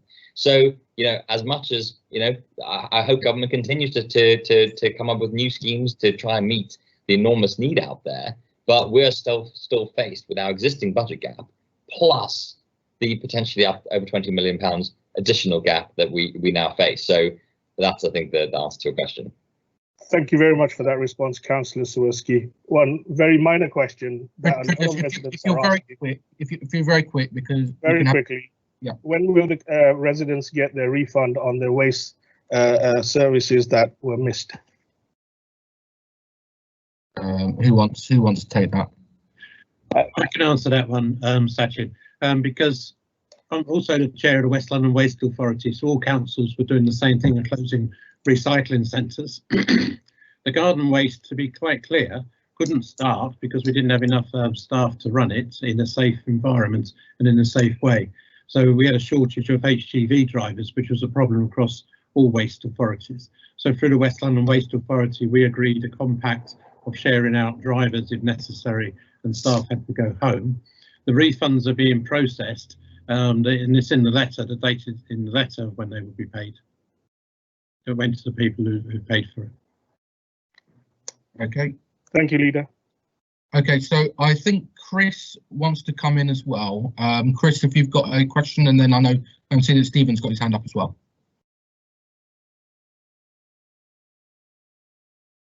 No, not me, Leader. No? Okay, in which case, Stephen. I've got a question regards old folks and that later on the budget bit. We'll let that run for a moment.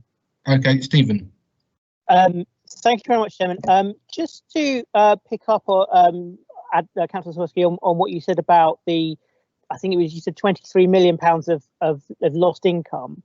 So what proportion of that was down to the amount of fees and charges money that was foregone by various council decisions, particularly the delay to the bringing in the new fees and charges schedule and various things like closing car parks and that sort of thing.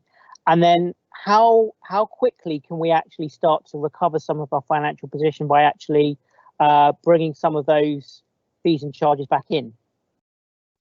Well, in terms of things like delaying the new fees and charges schedule, that was, I would say, minor to negligible. Is probably the right word, compared to the fact that no one was obviously driving their cars to car parks. Everyone was being told to stay at home.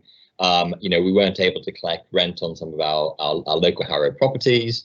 A whole range of fees and charges that we would normally levy were not being collected. So that is extremely significant, and we're talking, with our projection on that is in the region of don't have the exact numbers, but in the region of £7-8 million. Now, in terms of recovering the financial position, you're absolutely right that as hopefully, I hope that we continue to come out of the lockdown, and that the virus obviously continues to go down in terms of number of cases. And in that case, we will see that position recover. And so, it is very, very hard to forecast at the moment. There's an enormous amount of uncertainty, but clearly we want to get back to normal, and a better version of normal as quickly as possible. But we know that even today, even though traffic is back, to some extent, it's still significantly down on where it was back in February. And we'll continue to. I mean, it's a good challenge because I think that's clearly a major priority for us and for our finances. But it's something that we'll continue to reforecast on a very regular basis and update you on. Thank you. Okay, one final question from Canty, and then I'm going to have to move on. Canty.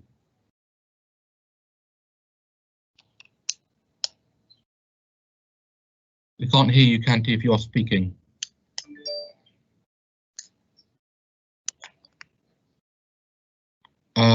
I can't hear you, Canty. Is there any, while we're waiting to see if we can get Canty's mic to work, is there anyone from any of the co-op members or Harrow Youth Parliament, have they got any questions? Don't feel pressured into asking anything if you don't have anything. It's totally acceptable if you don't, but if you do, please let me know. No, Canty, can we try again to see if we can hear you? I can't hear Canty. If you we'll come back to you if we need to, but I'm gonna move on to health. I have a number of members of the committee that indicated they want to speak on this point. So for questions and answers, there is bonus points for brevity. So I'm going to open with the chair of the health sub, Rekha. Good evening, everyone. My question is, what more can the council do to help BEM communities in Harrow, given the impact on the community? Thank you. Who wants to take that? I know Carol's in the meeting as well, but I'll let Sean decide. I mean, I think that's a very good and a very complicated question, which is very difficult to chair and chair of health sub to answer briefly, and is obviously something that needs to be done, particularly in conjunction with the NHS and other partners. I think what I would say in general is I think we need to look at this on two levels.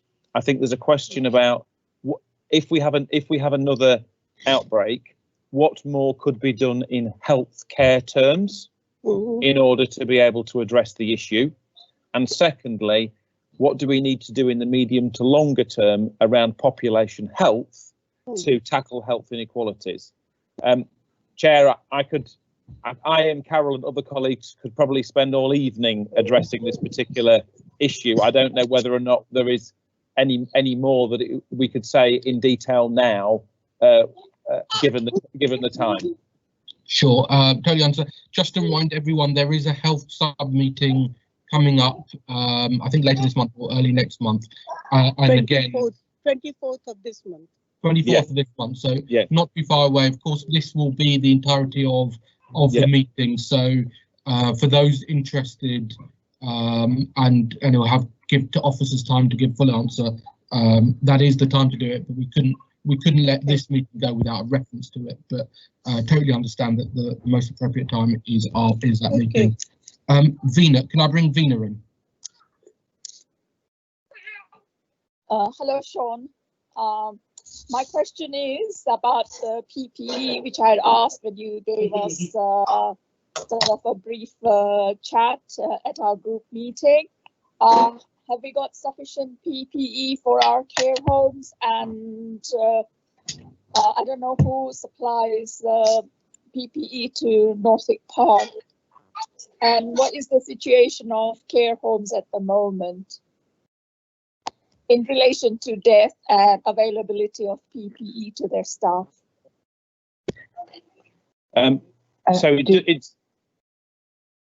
So in terms of PPE, Harrow Council has had good supplies of PPE all the way through the coronavirus outbreak. In fact, the councils in West London have excellent supplies because we have a purchasing arrangement on a joint basis through the West London Alliance, probably the best supply of PPE in the country. And we actually ended up procuring PPE on behalf of London at one stage, and that's been available for council use and in particular for the care homes. So I think in Harrow, issues around PPE in the care sector has been relatively low. Clearly, one of the questions you may wish to ask Health Sub is around Northwick Park. I know that at times during the emergency there were some challenges around Northwick Park in terms of availability of PPE, particularly at the beginning. Not something that the council is directly involved in. I think in care homes, and again, this can be looked at Health Sub. Last Friday, we were required to submit a detailed return to government about everything that we'd done with health and social care across the whole of Harrow in relation to care homes. And I have to say that overall, the evidence seems to suggest, although sadly there have been a number of deaths in care homes in Harrow, relatively speaking, considering the high level of cases, the situation in London and North West London has been relatively strong because of the action of the council and its partners in addressing that. But again, as part of the Cabinet report and as part of the report to Health Sub at the end of the month, we're very happy to share all the detail that we've done in terms of support for care homes, and the letter that and return that we've submitted is in the public domain.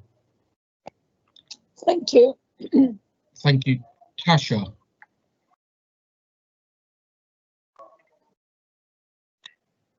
Thank you. I think this might be to Sean or Carol as well. It's kind of leading off from Councillor Shah's question, particularly staying in light of the public health review into increased risk factors and outcomes. Could you share with us the latest stats for the impact of COVID-19 on the BAME community in Harrow specifically, please? I think the short answer is we can't in terms of the BAME community in Harrow, because I don't believe we have got the granularity of the detail yet in Harrow. But Carol, perhaps if you could give an update about what we do know and what we don't know.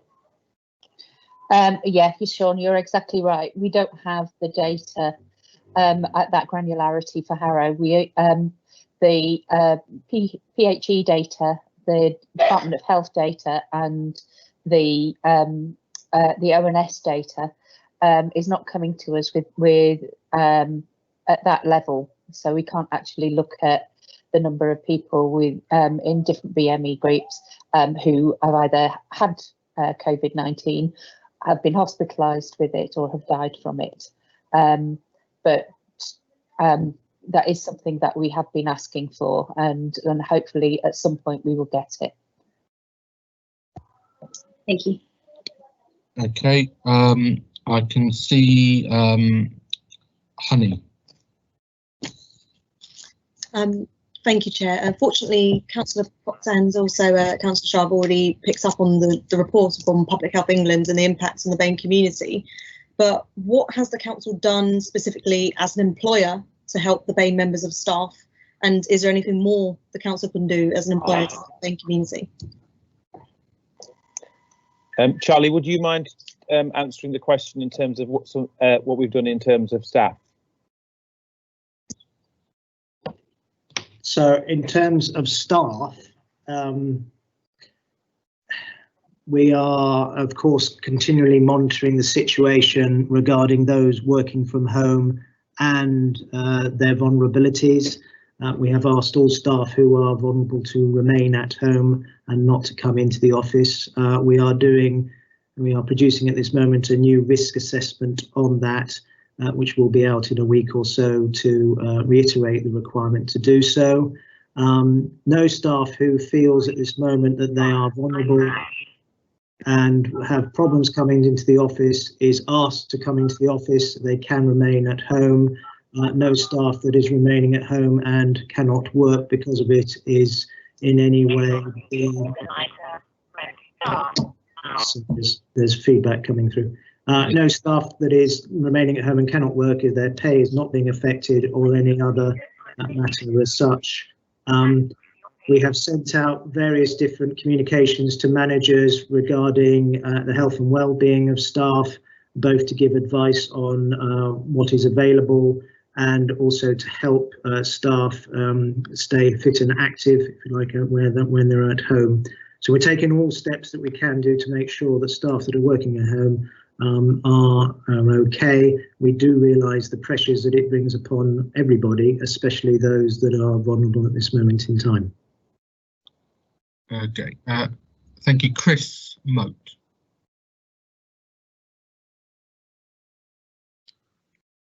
Thank you, Chair. Sorry, most of mine has been answered, and I think, save for brevity and time, Bina asked it, Rec has done some of it. I'll bring up any questions, although I don't sit on the committee now. I'll give it to the members at the health and that one to find out, because even with what Carol replied, we haven't got all the data in yet to get a valid answer from what I wanted to ask. So thank you. Okay, we'll jump straight to Gazumpha.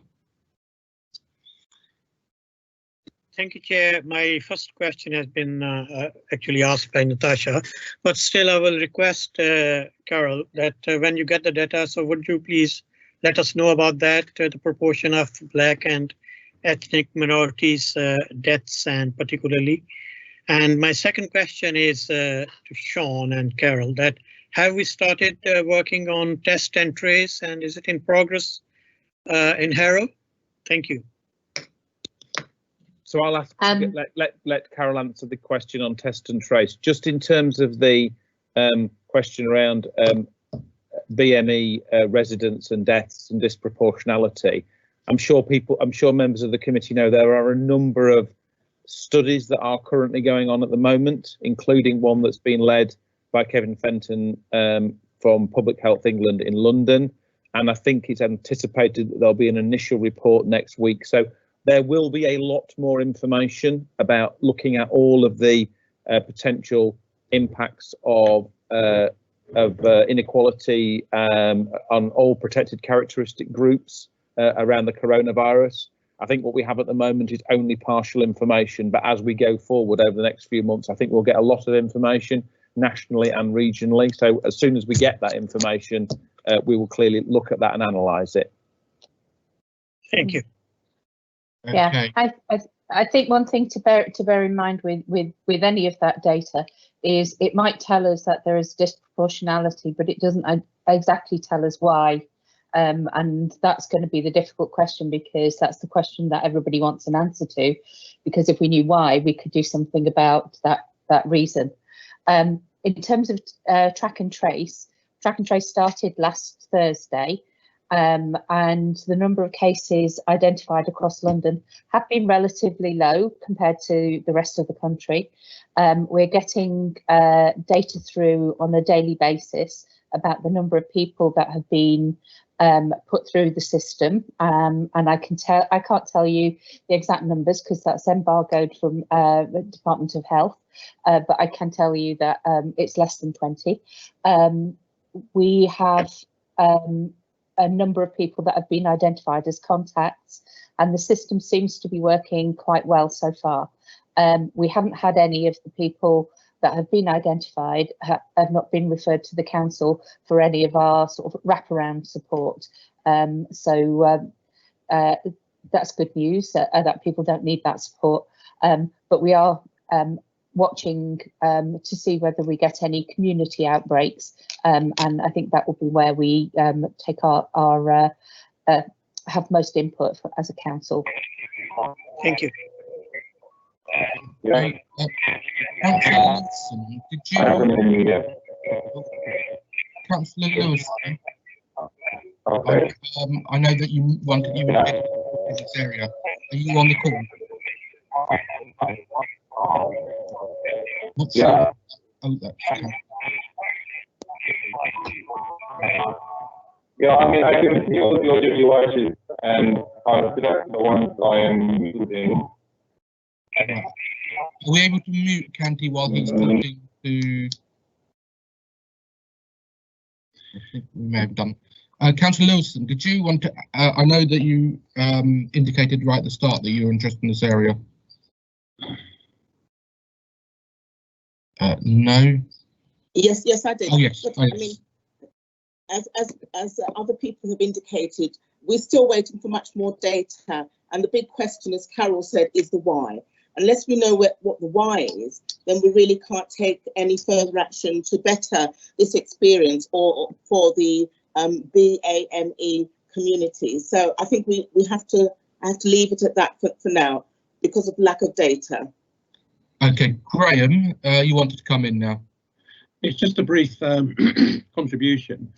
I was part of the Professor Kevin Fenton did ask us to join into a number of contributions around how the BAME community has been affected.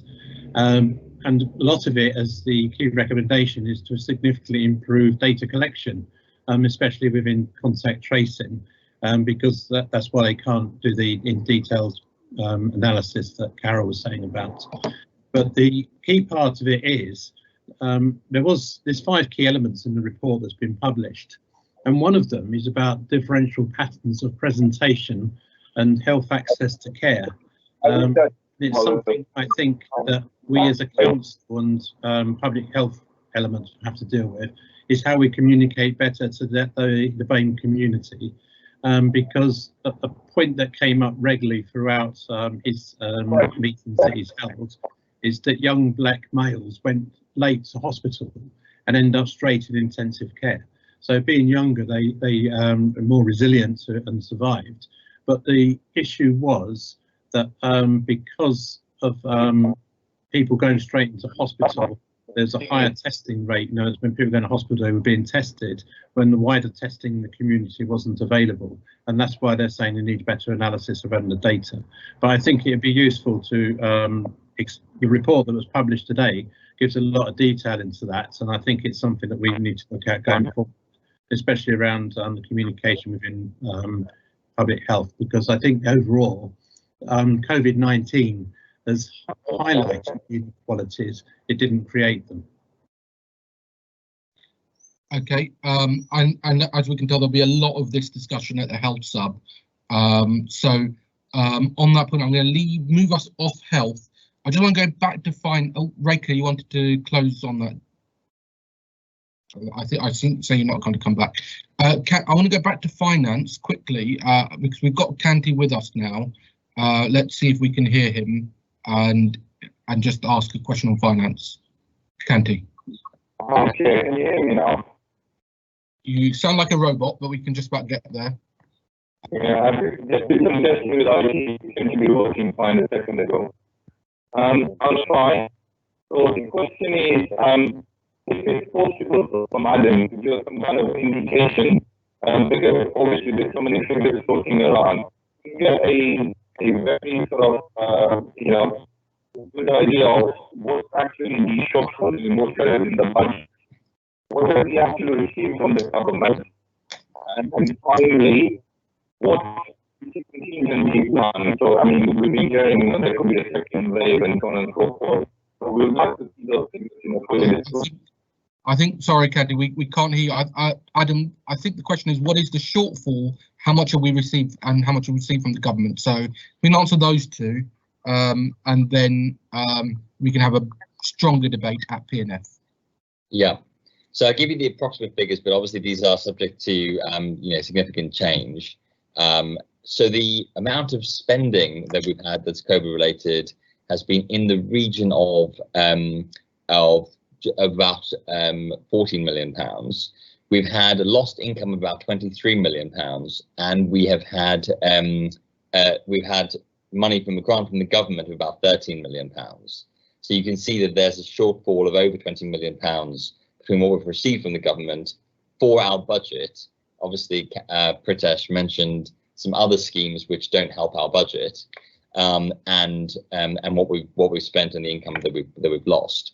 In addition to that, we obviously have budget gaps that we shared at the February council meeting, and those are still in place as well. So it's additional, but we can share obviously all the details in more, and with the up-to-date submissions in the PNF meeting. Great. Okay, I'm sorry, Caddy, because we had trouble hearing you. I can't bring you back, but we will discuss that PNF. I'm now going to move on to talk about schools, given today was the second day of the phased reopening. And I'm just going to kick us off with a question around how has that gone? We've now had 2 days of reception year 1, year 6 in Harrow. How has that gone? I think probably best thing is to ask Paul Hewitt to answer that question, Chair. Yes, Paul. So, good afternoon, good evening, councillors. So, schools haven't actually been closed at all. So that's the first thing I would say. They've been open right from the beginning of this emergency for vulnerable children and for the children of key workers. So for the last 2 or 3 weeks, the schools community have been working hard to prepare for the wider opening today. And yesterday was actually an inset day because last week was technically a half term. But from what we know today, 25 of the 40 primary schools have widened the cohort of children in line with the government expectations. We are expecting by the middle of June for 97% of the schools to have done that. So we are aware of plans for more schools to widen the cohort next week and the following week. So in terms of the actual numbers of children, all I can say is that the numbers have increased today, but it's still very early to know what the full data is. We'll be monitoring it throughout this week.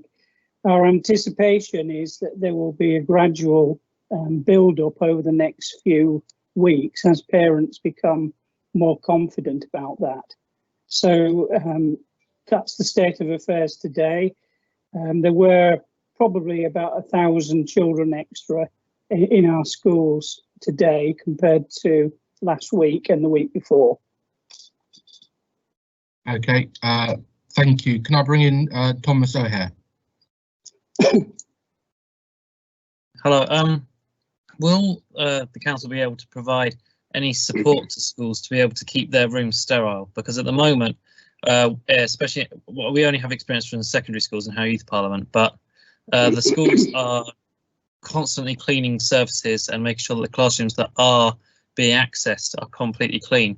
And will there be able to be any support for that? Because it's incredibly expensive to maintain, especially school-wide as they expand. So our expectation is that schools will be responsible for the daily cleaning of the premises, and from what we know, they do have access to that cleaning materials. Where they do need support, we've been putting that in terms of procurement lines and also access to PPE. So yes, we will continue to support the schools. They do already have cleaning regimes in place and are funded for that purpose. But should they come to us and ask us for particular help, as one of them did yesterday, we will do that. Wonderful. Thank you. Do you have a follow-up, Thomas? I do. Yeah. It's along those lines of PPE. A lot of schools donated their science equipment, and will they be able to have anything like that? Because they'll need to be able to do their practicals again soon to be able to allow students to finish their GCSEs for next year. Will there be any way to replenish things like goggles and aprons? Certainly, in terms of those items, we have, as Sean has already explained, we have a ready supply of those types of items, and we are providing them to schools on request. And at this moment in time, they are plentiful, and we are doing drops to schools on request. Okay, thank you. Thomas, I think this is your first meeting of the Overview and Scrutiny Committee, so welcome. Thank you. I see, Chris, you've got your hand up, so Chris. Oh, come on, unmute. Thank you, Leader. Yeah, it was just a question. Reading the papers today, a school in Derbyshire went back and with whatever class size, I don't know which of the classes it was, one of the teachers was then tested positive to COVID, has now spread 4 other teachers, and they've now closed the school. What's the action we'll be taking if that occurs in our schools? Thanks. I think, Chris, you called me leader. I haven't been leader for a while. But, sorry, Leader. Well, sorry, Chairman, but I thought you might like the pay rise. Well, one hopes. Paul. Yeah, sorry about that. Okay, so So what I will do here is defer to Carol, because we have to have local outbreak plans in this very sort of instance, and we would respond with track and trace. But Carol, do you want to respond to that? Yes, we've been working very closely with Public Health England, and we have a number of plans in place that we've looked at to see what we would do in circumstances that you've just described, Chris. Public Health England would take the lead and would call an incident management team, and we would be able to support them as necessary. Okay, can people not speaking please put yourself on mute, please? Carol, go ahead. Sorry. Yeah, so we have plans in place with Public Health England, and we're just writing our own local outbreak plan that will cover all sorts of circumstances. In terms of a school, we would be looking at the potential impact within the school in terms of the teaching staff and the pupils. There would be a request for isolation. At the moment, there is no plan to test anybody who is asymptomatic in the school, but Public Health England have said that they may do some surveillance studies on a number of schools. So I suspect that the one in Derbyshire is going to be one of the surveillance studies to see how it might have spread in that school and where it actually came from and what the extent of the spread has been. So like everything with this disease, we're learning as we go along, and we're trying to do everything that we can to minimise that risk, which is why we've put a lot of things into place to keep the risk down. Chair, can I just say something very, very briefly? I think what we should do is, I think that with test, track and trace, and the fact that the pandemic is likely will be with us for a long time, I think we should assume that schools and other settings and businesses and parts of the council are very likely to have to potentially close down if there are outbreaks, because that is basically how the system is supposed to work. So I think there should be an assumption that those things may well happen, and that is actually potentially, in inverted commas, a good thing, not a bad thing, because it means that test, track and trace is working. Yep, that's a good point. Unless there's far, I'm going to take Sarah now. Thank you. Can I just ask what the council has done to support governors in schools at this time? Okay, so school governors are central to responding to emergencies and to the education, health and safety of the staff.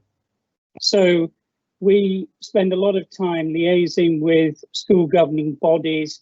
We share guidance with them, and we deploy our public health resource to answer questions when needed. And we've shared with them a health and safety risk assessment tool which they can use to help them with the widening of the school to more children.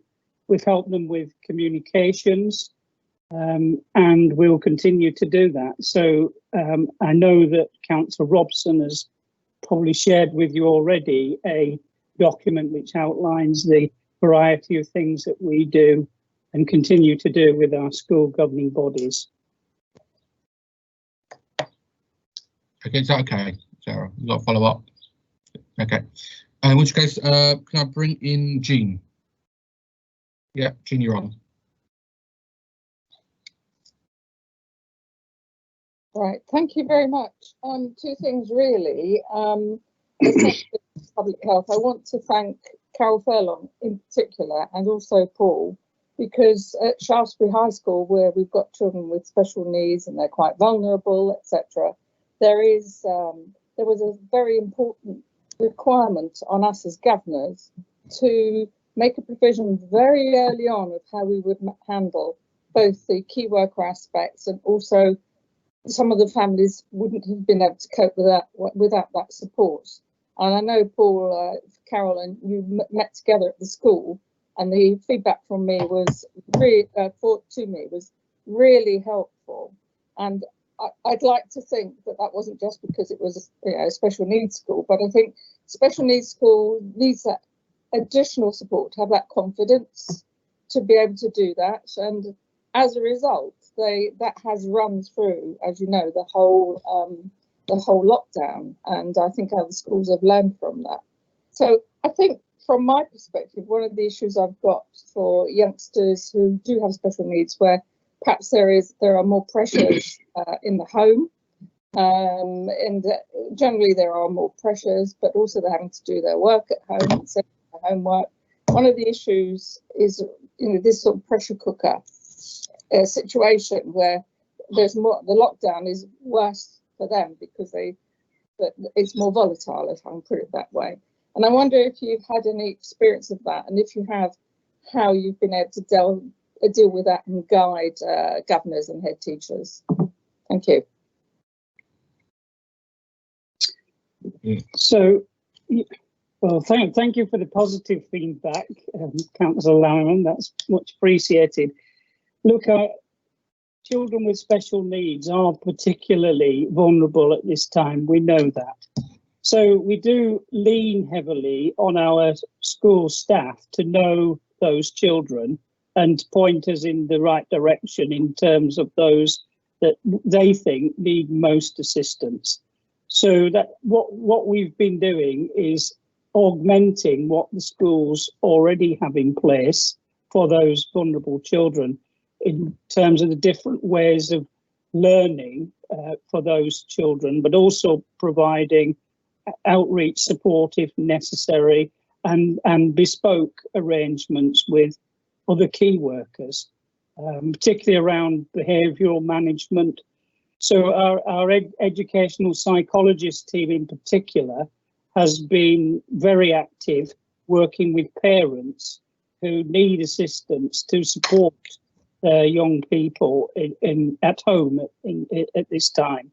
And the feedback that we've had is that the educational psychologist service, which is being delivered virtually, has been run off its feet, actually, and something we're going to look at in the future because it's worked quite well, with top tips for parents on how to manage particular issues that they are raising. So we're trying to have a constant dialogue with parents about the things that they are experiencing during this period, and then working out some of the strategies to deal with it. So if we can show you some of the programs that the educational psychologists have developed, and they're quite creative. Thank you. I'm going to bring in Reverend Rees now, and then I'll bring in Mandeep after that, and then Stephen Greek. Thank you, Chair. Just a quick question. Whilst recognising that the first priority is to get those existing school children into school and make sure that they're in a safe place and phased returns and what have you, whatever's required. What's happening with regards to those children who should be transitioning from primary to secondary, the year 6 children, to reassure them?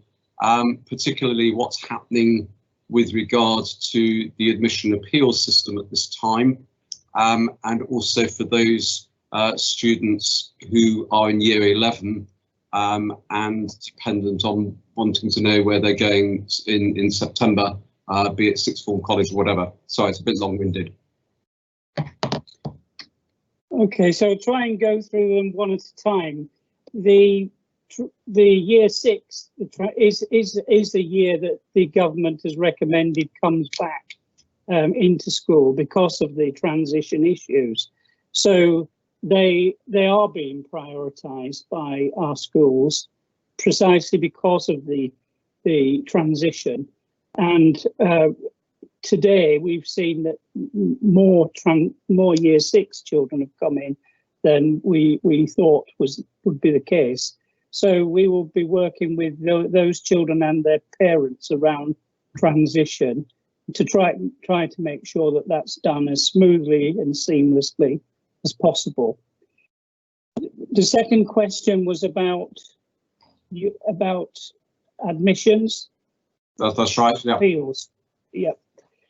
So we've delivered the National Day for school places, and we are open for appeals in the same way that we would be usually, and we will do that on a virtual basis if we have to. So I don't know if that answers your question. We recognise that parents will want to challenge and appeal, and we expect that to happen. And we've been working with that in the way that we would do normally, albeit on a virtual basis. And the Year 11 students? Well, again, that's the next phase of what government would be looking at in terms of those students who are facing transition, that they will try to have some face-to-face meetings, schools will, in the period before the summer holidays kicks in. But certainly our schools know who they are, and they are reaching out to those young people on a virtual basis and through other communications with the parents to make sure those issues are being covered. Schools are very conscious of those groups, and I have to say, I think in Harrow they've done a really strong, they've performed well in terms of reaching out to families and students in this way. And one final question, if I may, Chair. Yeah. And that is with regard to the requirement by the government that TfL cut its subsidies to under 18-year-olds for free travel. What planning has been put in place for that? Or is okay, it so it's very early and it's very new. So what we're doing at the moment is just quantifying what the potential risk and what the potential issues will be, identifying who it will affect. I think our initial look at it is very hard to really pull out themes, because many of the young people that it affects have different circumstances just by definition, and we'll need to do a lot more work on understanding the implications of it. And certainly school choices were made on the basis for next year that they thought they would have school transport, so we'll need to look at that very carefully. But we do have a statutory duty to support young people, and we'll apply that in the best way that we can. But we were looking at the detail of that now, and the headline sort of number is that there'll be potentially about 6,000 young people who could be affected by it. Heavy caveats around that, because it's very complicated to work it out. And we'll be doing some more detailed work on it. And how will, I mean, it won't be necessarily the pupil premium or the free school meals children who are disadvantaged. I think there'll be another class of people who will be disadvantaged because of the financial situation and everything else and what have you. How will that be addressed by the council? Well, we will need to do a very careful risk assessment and impact assessment of it.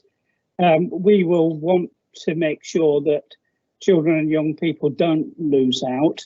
So we do have a responsibility to offer that support and advice to our schools. So I can't tell you how the detail of that yet, because we're still working it through, and it's quite complicated. We do have a little bit of time, not much, but a little bit of time before it kicks in September. So we'll use that time wisely to think this through and to collaborate with parents, especially around it. Thank you, Chair. Thank you. Mandeep.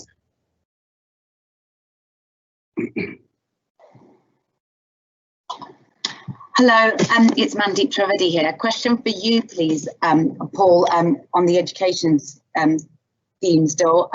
Obviously, I've been involved in some of the planning at my school that we're supporting, but also with some others. What are we doing, if anything, to support schools with return to work for staff, which seems to be a significant factor in allowing them to plan to move forward in terms of planning to open the school further? So specifically for staff as they return back from working from home, there's a plethora of reasons why staff are working from home. Are we doing anything to support them through HR centrally in Harrow Council at all?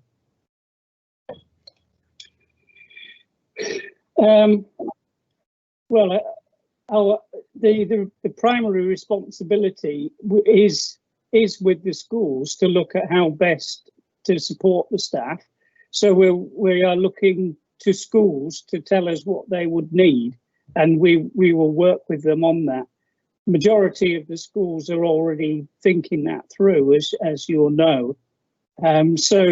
We're trying to collaborate with the schools in terms of, and the leadership teams around what they think would be needed to offer that support. But certainly we are committed to making sure that that happens, and whatever resource and advice we can, we'll put into that. Okay, Mandy, have you got a follow up? No, not at the moment. Thank you. Stephen. Thank you very much, Chairman. Just sort of quickly. Firstly, I was just wondering how many of the schools were actually open for the key worker children, because I note that not all of them were, but it indicated that the majority were, but it didn't say how many were. And also, as a second item, I noticed the school's model, the council's model risk assessment form for schools for them to use for their reopening was only sent out last Friday. What sort of impact has that had on the schools' ability to actually reopen this week? Okay, so on the first question, what I will say is that there was no unmet need for children of key workers or vulnerable children. So even though all the schools weren't open, they didn't need to be, because they were collaborating with each other to provide schooling to meet the need. So, and that was always the case. So there was never a time during the emergency when we couldn't meet the needs coming through for key worker children. So, and where schools would need to open, they would do. So, but I would say about 2/3 of them were open for most of the time. So that was, and I've got the numbers, but they changed quite a lot throughout the period. In terms of the model risk assessment, so just to be clear, that was an attempt to support schools with the model risk assessment. So most schools have their own arrangements in place for having competent risk assessment. So they were already working on it. And that risk assessment was developed with those schools who bought into the SLA, the Health and Safety SLA, with the council, which was about 16 schools. And they generously said, we will share that with all schools. It doesn't mean that the schools had no risk assessments of their own, and that they hadn't been doing the risk assessment ongoing in prior to that. So I don't think it had that much impact, because most of the leadership teams were already working on it and doing the risk assessments themselves through their own internal arrangements. Okay, Stephen, do you have a follow-up? Yes, just very quickly on the sort of the key worker and vulnerable children. Were there any concerns about where children really needed to be in school, particularly in the vulnerable category? Were there any concerns about any children that should have been in school that weren't, and any follow-up done as a result of that? Yes. So the definition of vulnerable included all children on education, healthcare plans, children with social workers, and it wasn't the case that all those children were in school. So, but throughout the period, an increasing number did come to school. Because they were vulnerable in that way, they had key workers anyway, social workers and other practitioners. So they were followed up on the basis of risk, and there was contact made with the children, young people, and certainly they had distance learning offered to them by the schools, as well as welfare support. Thank you. Oh, you're muted, Sachin. That allowed someone else to say it to me finally. I can't see any other indications. If there is anyone else, can you put your hand up, wave, or say something? Otherwise, I'm going to move on. No, I'm going to move on then. It is 8:20. I'm going to let this meeting run on for another 20 minutes. So if people want to get their dinners ready, you've got about 20 minutes to go. And we're gonna finish up this session on looking at the new normal and where we are, how COVID is going to impact on how council does things in the future. So I'm going to open up. I'm going to start with Sarah. Thank you. A quick question, actually, just about cycling and walking in the new normal. What plans have the council got to be working on increasing cycling and walking for all our residents? Paul Walker's probably the best officer to answer this, Chair. Right, Paul Walker. Okay. Hi, Sachin. Yes, as you know, I think TfL have made £45 million available for all London local authorities to bid for.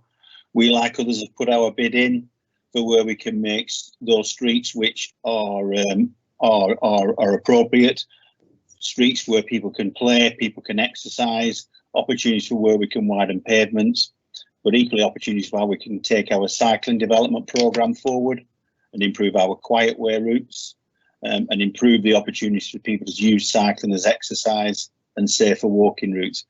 We've got a series of plans and proposals drafted. We're waiting for TfL to come back to us to say which of those they're happy to support, and then we can talk to local board members, to residents and community groups about how we implement that, how we take it forward. So every opportunity we have from TfL to secure funding, we're on that immediately. And notwithstanding that, it's then how we use our colleagues around, our health development colleagues in parks and accessing walking groups, as and when the unlocking continues to be released and we can make good use of the open space. So as soon as we have that news, then we'll be sharing it with you so we can take advantage of the funding that's available. Great, Sarah, have you got a follow-up? Yes, you have or you're not? Sorry, no, yeah.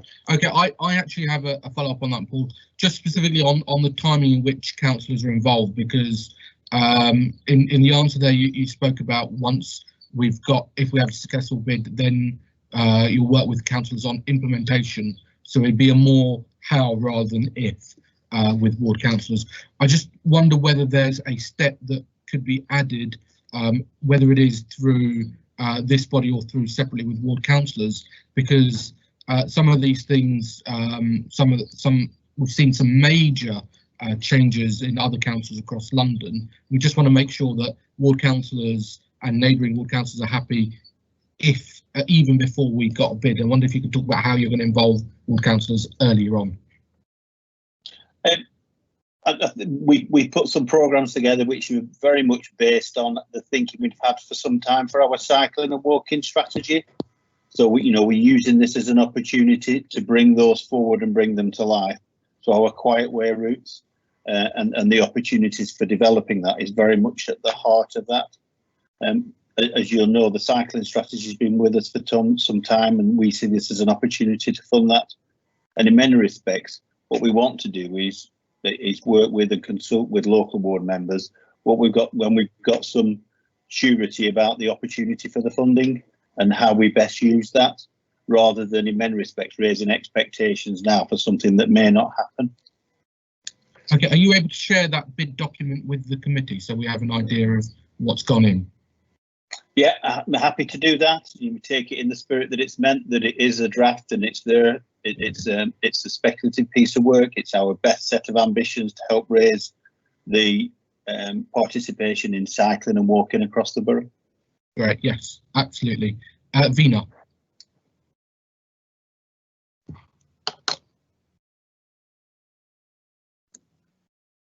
Vina, have we got you?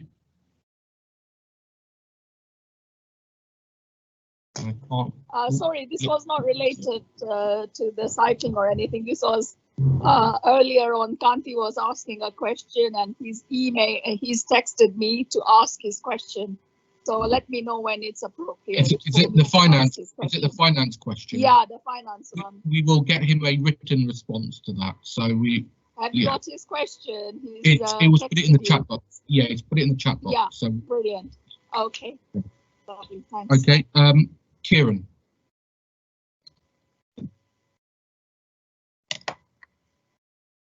Thanks, Chair. I've got two questions, if that's okay.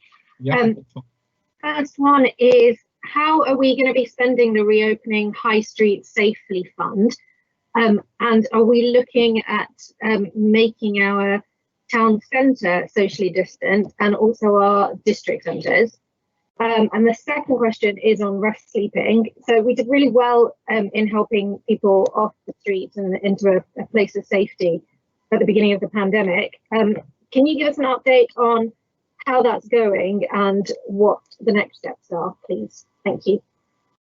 Paul Walker, again, Chair, on both questions, if that's okay. Yeah, absolutely. Yeah, thank you, Sashi. Just in terms of reopening our high street safely, you probably know that we got just over 220,000 awarded to do that.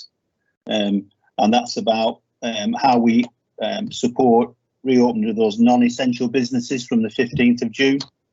And a number of key areas there in terms of how we support that through working with high levels of footfall that are predicted, how we put in place the arrangements for queuing in and out of shops and units, how we cope with pedestrian movement, pedestrian crossings across our highways and traffic congestion. And that's across all our town and district centres. So we're working through a range of proposals now for how we address those issues across all our town and district centres.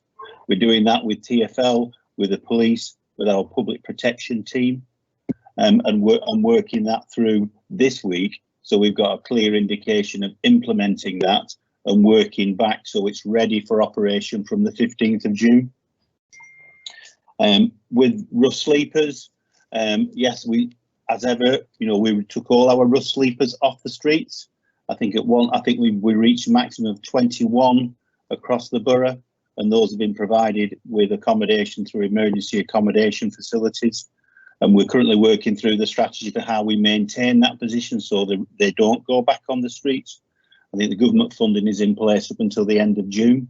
We're not sure yet whether that will continue, but we're looking at our own arrangements for how we can use both our emergency and temporary accommodation to continue that arrangement. So once the lockdown comes to an end, that those rough sleepers don't just return to the streets. And we're very much part of a West London and London-wide campaign to ensure that that happens. It's a live issue for us at the moment.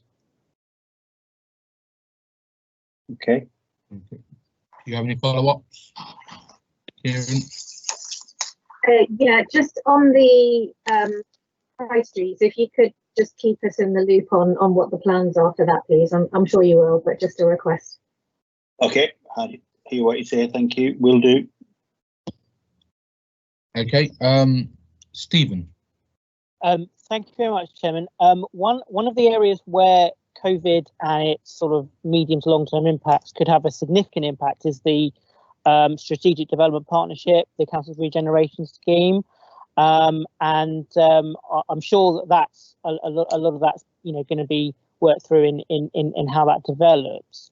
But the last I heard was that there was quite a tight timetable to get that to cabinet for July, I think, which obviously given all those impacts would make would potentially make scrutiny quite tight, and getting it all worked out could be quite difficult in the timescale. I just wondered if I could get an undertaking that if necessary, the decision making on this won't be rushed, and if necessary that you would take more time if that is if required, and that you would feel free to bring it to sort of September or even later if rather than try to rush it out in order to meet a timetable. Chair, if I could perhaps give a response to that. Yep. So I think the short answer to that question, Councillor Greek, is yes, of course, we're not going to rush anything. We're going to make sure that this is done as thoroughly as possible and has the same level of engagement as would have been the case before. I think, to be clear, if we are able to meet the timetable for a July cabinet, it will be a special cabinet towards the end of July. It won't be the current scheduled cabinet at the beginning of July. And yes, we will continue to make sure that we do that in the way in which we've always set out. So yes, the commitment is there to do this as quickly as we can, and as quickly, but also as quickly as is appropriate in given all the commitments we've made to engagement. Okay, just to come in there, just so it is on the record, the joint partner is probably the biggest decision this council will make for the next, certainly in the last 10 years and probably for the next 10. So I reiterate that scrutiny must be fully involved, and if that needs additional briefings on top of additional meetings prior to any cabinet meeting, that would need to happen. I just want you to ensure that is taken into account. And Chair, that is the current assumption that the officers are working to, who are developing this. Great, thank you. Stephen, did you have? Yes, I had to follow up, but on a different matter. So the long-term impact of COVID could be quite significant in terms of how people choose to live, and obviously that could have a significant impact on planning policy. So, for example, people might need larger homes to avoid overcrowding, because that's been an issue during the current crisis. People might need to more rooms in their homes to facilitate working from home. We've seen the importance of private gardens and private amenity space. Will you be keeping an eye on this because obviously we're reviewing the local plan, that reviews are coming up. Will you be keeping an eye on this as we review the local plan and as we get the draft London plan coming forward, to make sure we're picking up all those new issues, so that we can deal with them and make sure that the planning policy we have can meet the needs of people in Harrow? So I think, Chair, that there's some really good points there. I think that I guess there's two things. I think that clearly all the things that Councillor Greek mentions there are very much issues that are likely to be with us for the short and the medium term.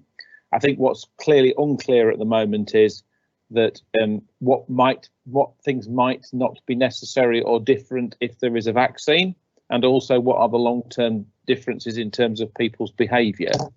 But I think that it's clearly probably too early to make big longer-term judgments about these issues. But I think that, as we know, that the whole way in which we look at everything is being impacted by the virus, and we'd obviously want to take that on board in relation to all our policies as we reflect going forward. I mean, clearly the particular part around reviewing the planning document will be subject to a whole series of consultation and analysis. So I wouldn't want to prejudge that, but I think clearly as part of the general point which is behind this section on the agenda, we are obviously looking at a world that certainly for the medium term is somewhat different than it has been in the past. Thank you. Okay, sorry, I have been remiss in forgetting to bring Adam in to answer. Adam, did you want to answer something else? Avina, I do see you. We will bring you in. But Adam, did you want to answer any questions? No, none of the. I'm happy with the answers given so far. Okay, great. In which case, I am going to bring in Vina now. Thanks, Chair. My question was, now that the shops are slowly opening, how many shops are sort of open in Harrow? This is non-retail ones. And any open markets opened? And how is the social distancing going? And how many retail shops have opened in St. Anne's or in St. George's or around that area? To either Sean or whoever is able to answer. I mean, I think again, we just need to remind ourselves of where we are. And at the moment, there isn't a significant expansion of what retail can open. It's the only retail that's always been allowed to open in terms of essential. There were some essential retailers who initially chose not to open, but have subsequently done so. So there are probably some more banks, etc., that are open at the moment than there were at the beginning. The big shift, which we can't really predict yet, is exactly how many non-essential retailers open from the 15th of June. I think our planning assumption is, given obviously the economic impact that those retailers have impacted on, we should expect all or most of them to seek to open from that point. And certainly that's the basis on which we are planning at the moment. Thank you. Okay, is that okay? Any other? In which case, can I bring in Reverend Rees? Yeah, I mean, as we move towards the new normal, I'm just wondering how the council will facilitate places of worship, and I'm thinking particularly those places of worship which aren't in the mainstream and which aren't resourced, such as my own church or Roman Catholic Church. But I know that Harrow, being the multicultural borough that it is, has lots of little places of worship which perhaps will need careful resourcing, careful handling, and help and assistance. How's that going to happen? That's a really good question. I mean, I think within the context of obviously the council doesn't have unlimited resources, and we have huge priorities and pressures at this current moment in time. Obviously, one of the things that we would want to do wherever we can, whether it's through communication or advice, is to support whichever organisations, whether they be businesses, communities, faith or charity organisations, to get back in. So we will use our resources and our advice that we have through many of our teams as appropriate to advise. And you know, at the beginning of the pandemic, we talked and advised religious organisations about how they might want to close down. So within the context of not having limitless resources, we would obviously want to support those organisations any way we can. Great, thank you. Is there a follow-up? No, that's fine. Thank you very much. Okay, I have that, Jean, you indicated prior to the meeting that you wanted to speak on this topic. Would you like to come in?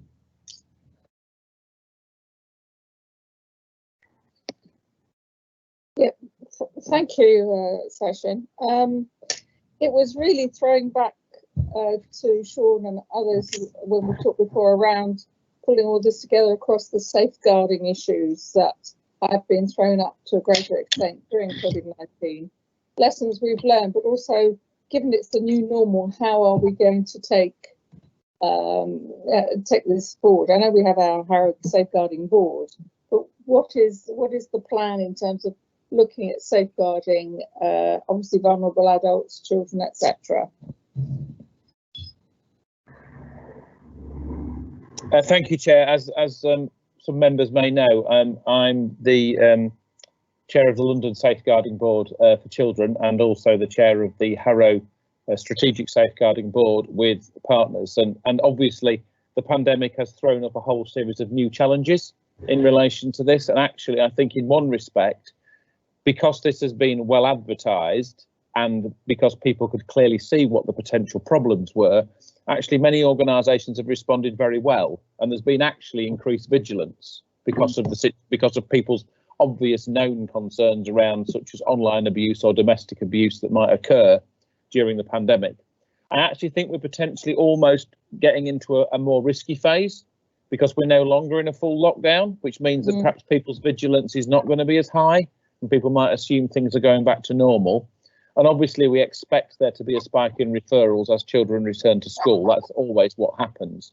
I suppose the reassurance that I can give members as part of this meeting in the time we have available is that this is something that at a London level and at an individual safeguarding level, both in terms of children and adults, people are working on very clearly, because we are in a situation which is different with different sets of risks.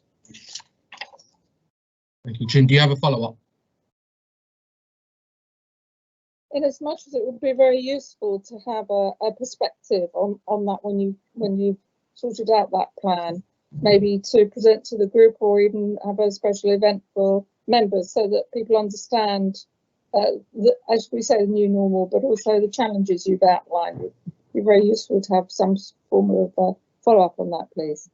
Thank you, no problem. Great. Okay, I see, Canty, you had indicated before the meeting you had a point on this, and then I see Jeff, so I'll bring in Canty now, see if we can hear you this time.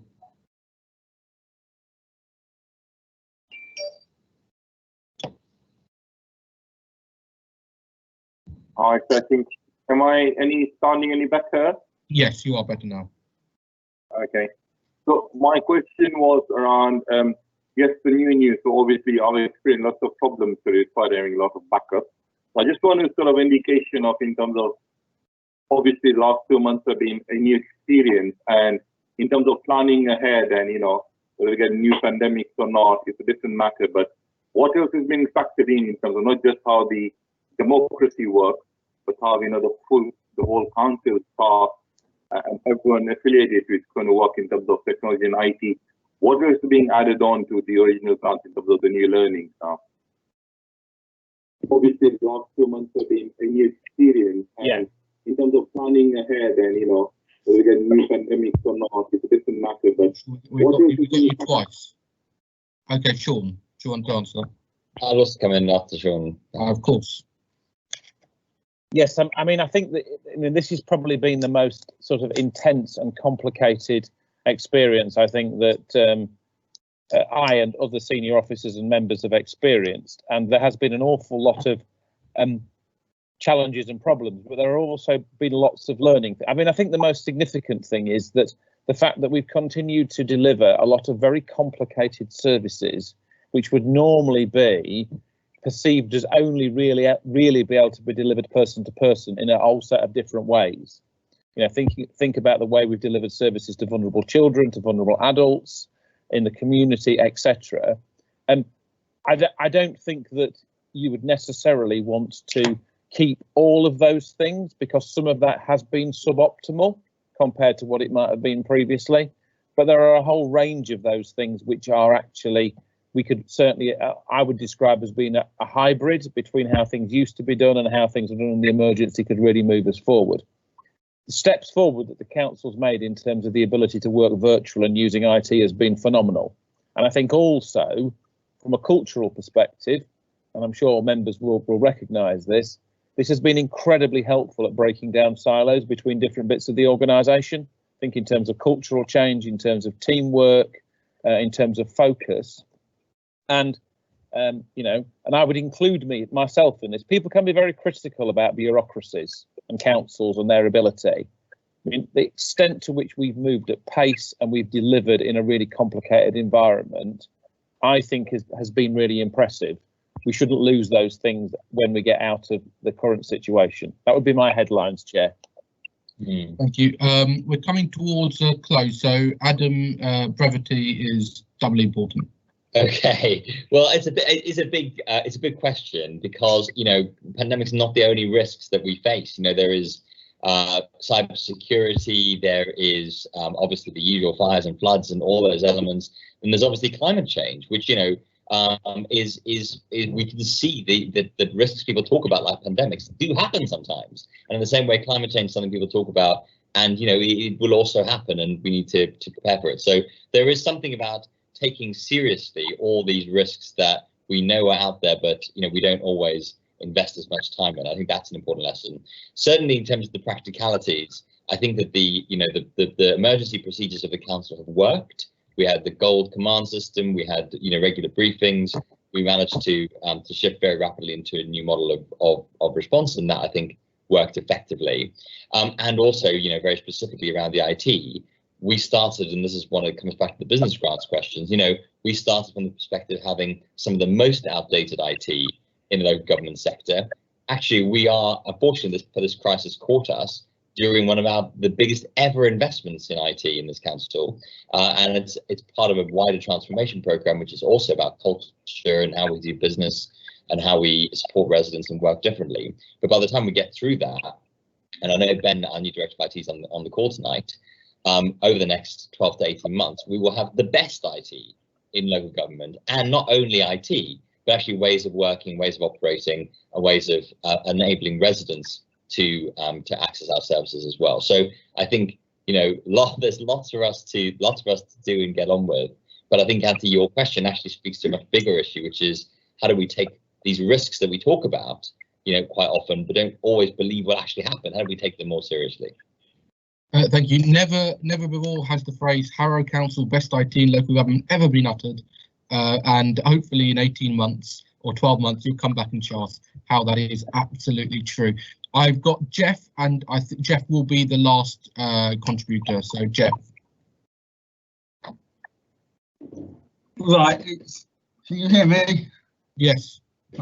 So it's a bit off piece, but as Sean just mentioned earlier about domestic abuse, I mean, we've all very sadly read in the paper about the large rise in domestic abuse sort of during this crisis.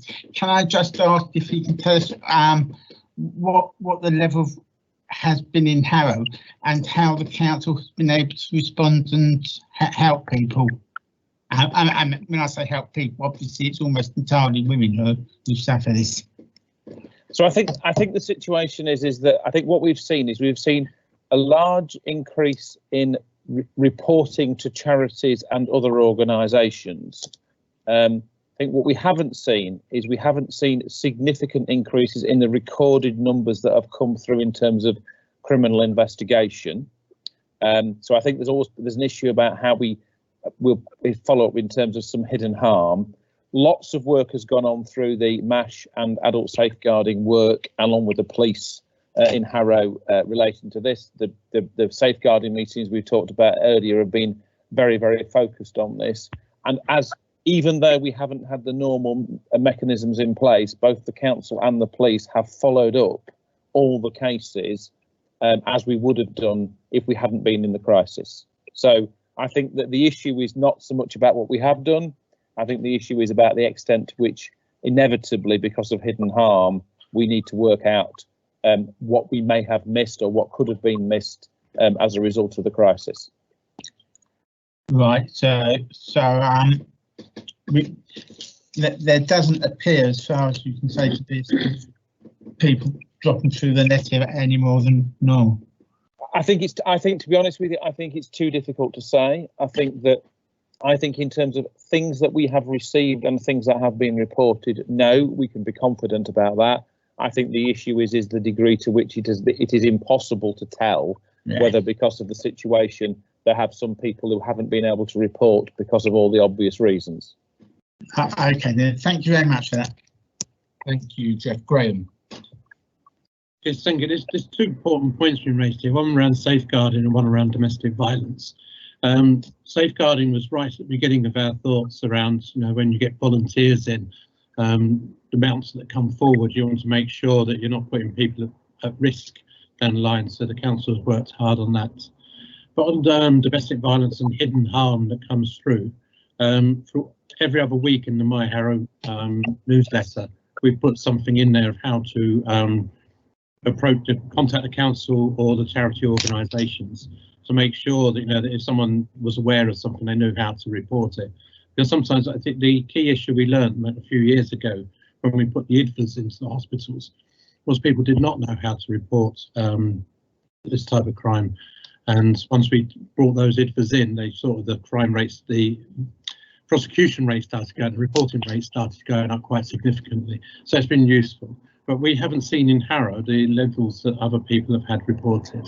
So I think that's, you know, and we have advertised that how to report, which I think is the key part. Thank you very much. Unless there's anything urgent anyone wants to bring, I'm going to draw us to a close now because we have gone on slightly longer than I thought. But can I thank all the members of the committee and the members of the subcommittee for coming and staying through our work. Can I thank the Harrow Youth Parliament and all our co-optees for joining us and contributing in the fantastic way you have. Can I thank Graham and Adam for taking their time to come here. And I can thank Sean and the whole of CSB. I think it shows the level in which the esteem in which the bureaucracy of the council supports ONS, that the entirety of our top senior management are here and have stayed for 3 hours to answer any questions we have. I know you've worked a full day as well. So can I thank Sean and the entirety of the top team for being with us today. Can I thank the myriad of council officers that have helped us with the IT. It has been there have been a number of training sessions we've had to go through. I'm not going to name everyone because I think I'll miss out someone, but thank you everyone that's been involved in the IT. I do want to thank Daksha and Nicoletta for the constant messages you've been sending me throughout the whole of this meeting to keep me calling the right people. So thank you for all your messages you've sent. And yeah, thank you to everyone else. And again, thank you all for your participation. That draws us to the end of item 10. Item 11 is any other urgent business. There isn't any. And on that note, at 8:51, can I call this meeting to a close? Thank you all very much. Thank you. Thank you.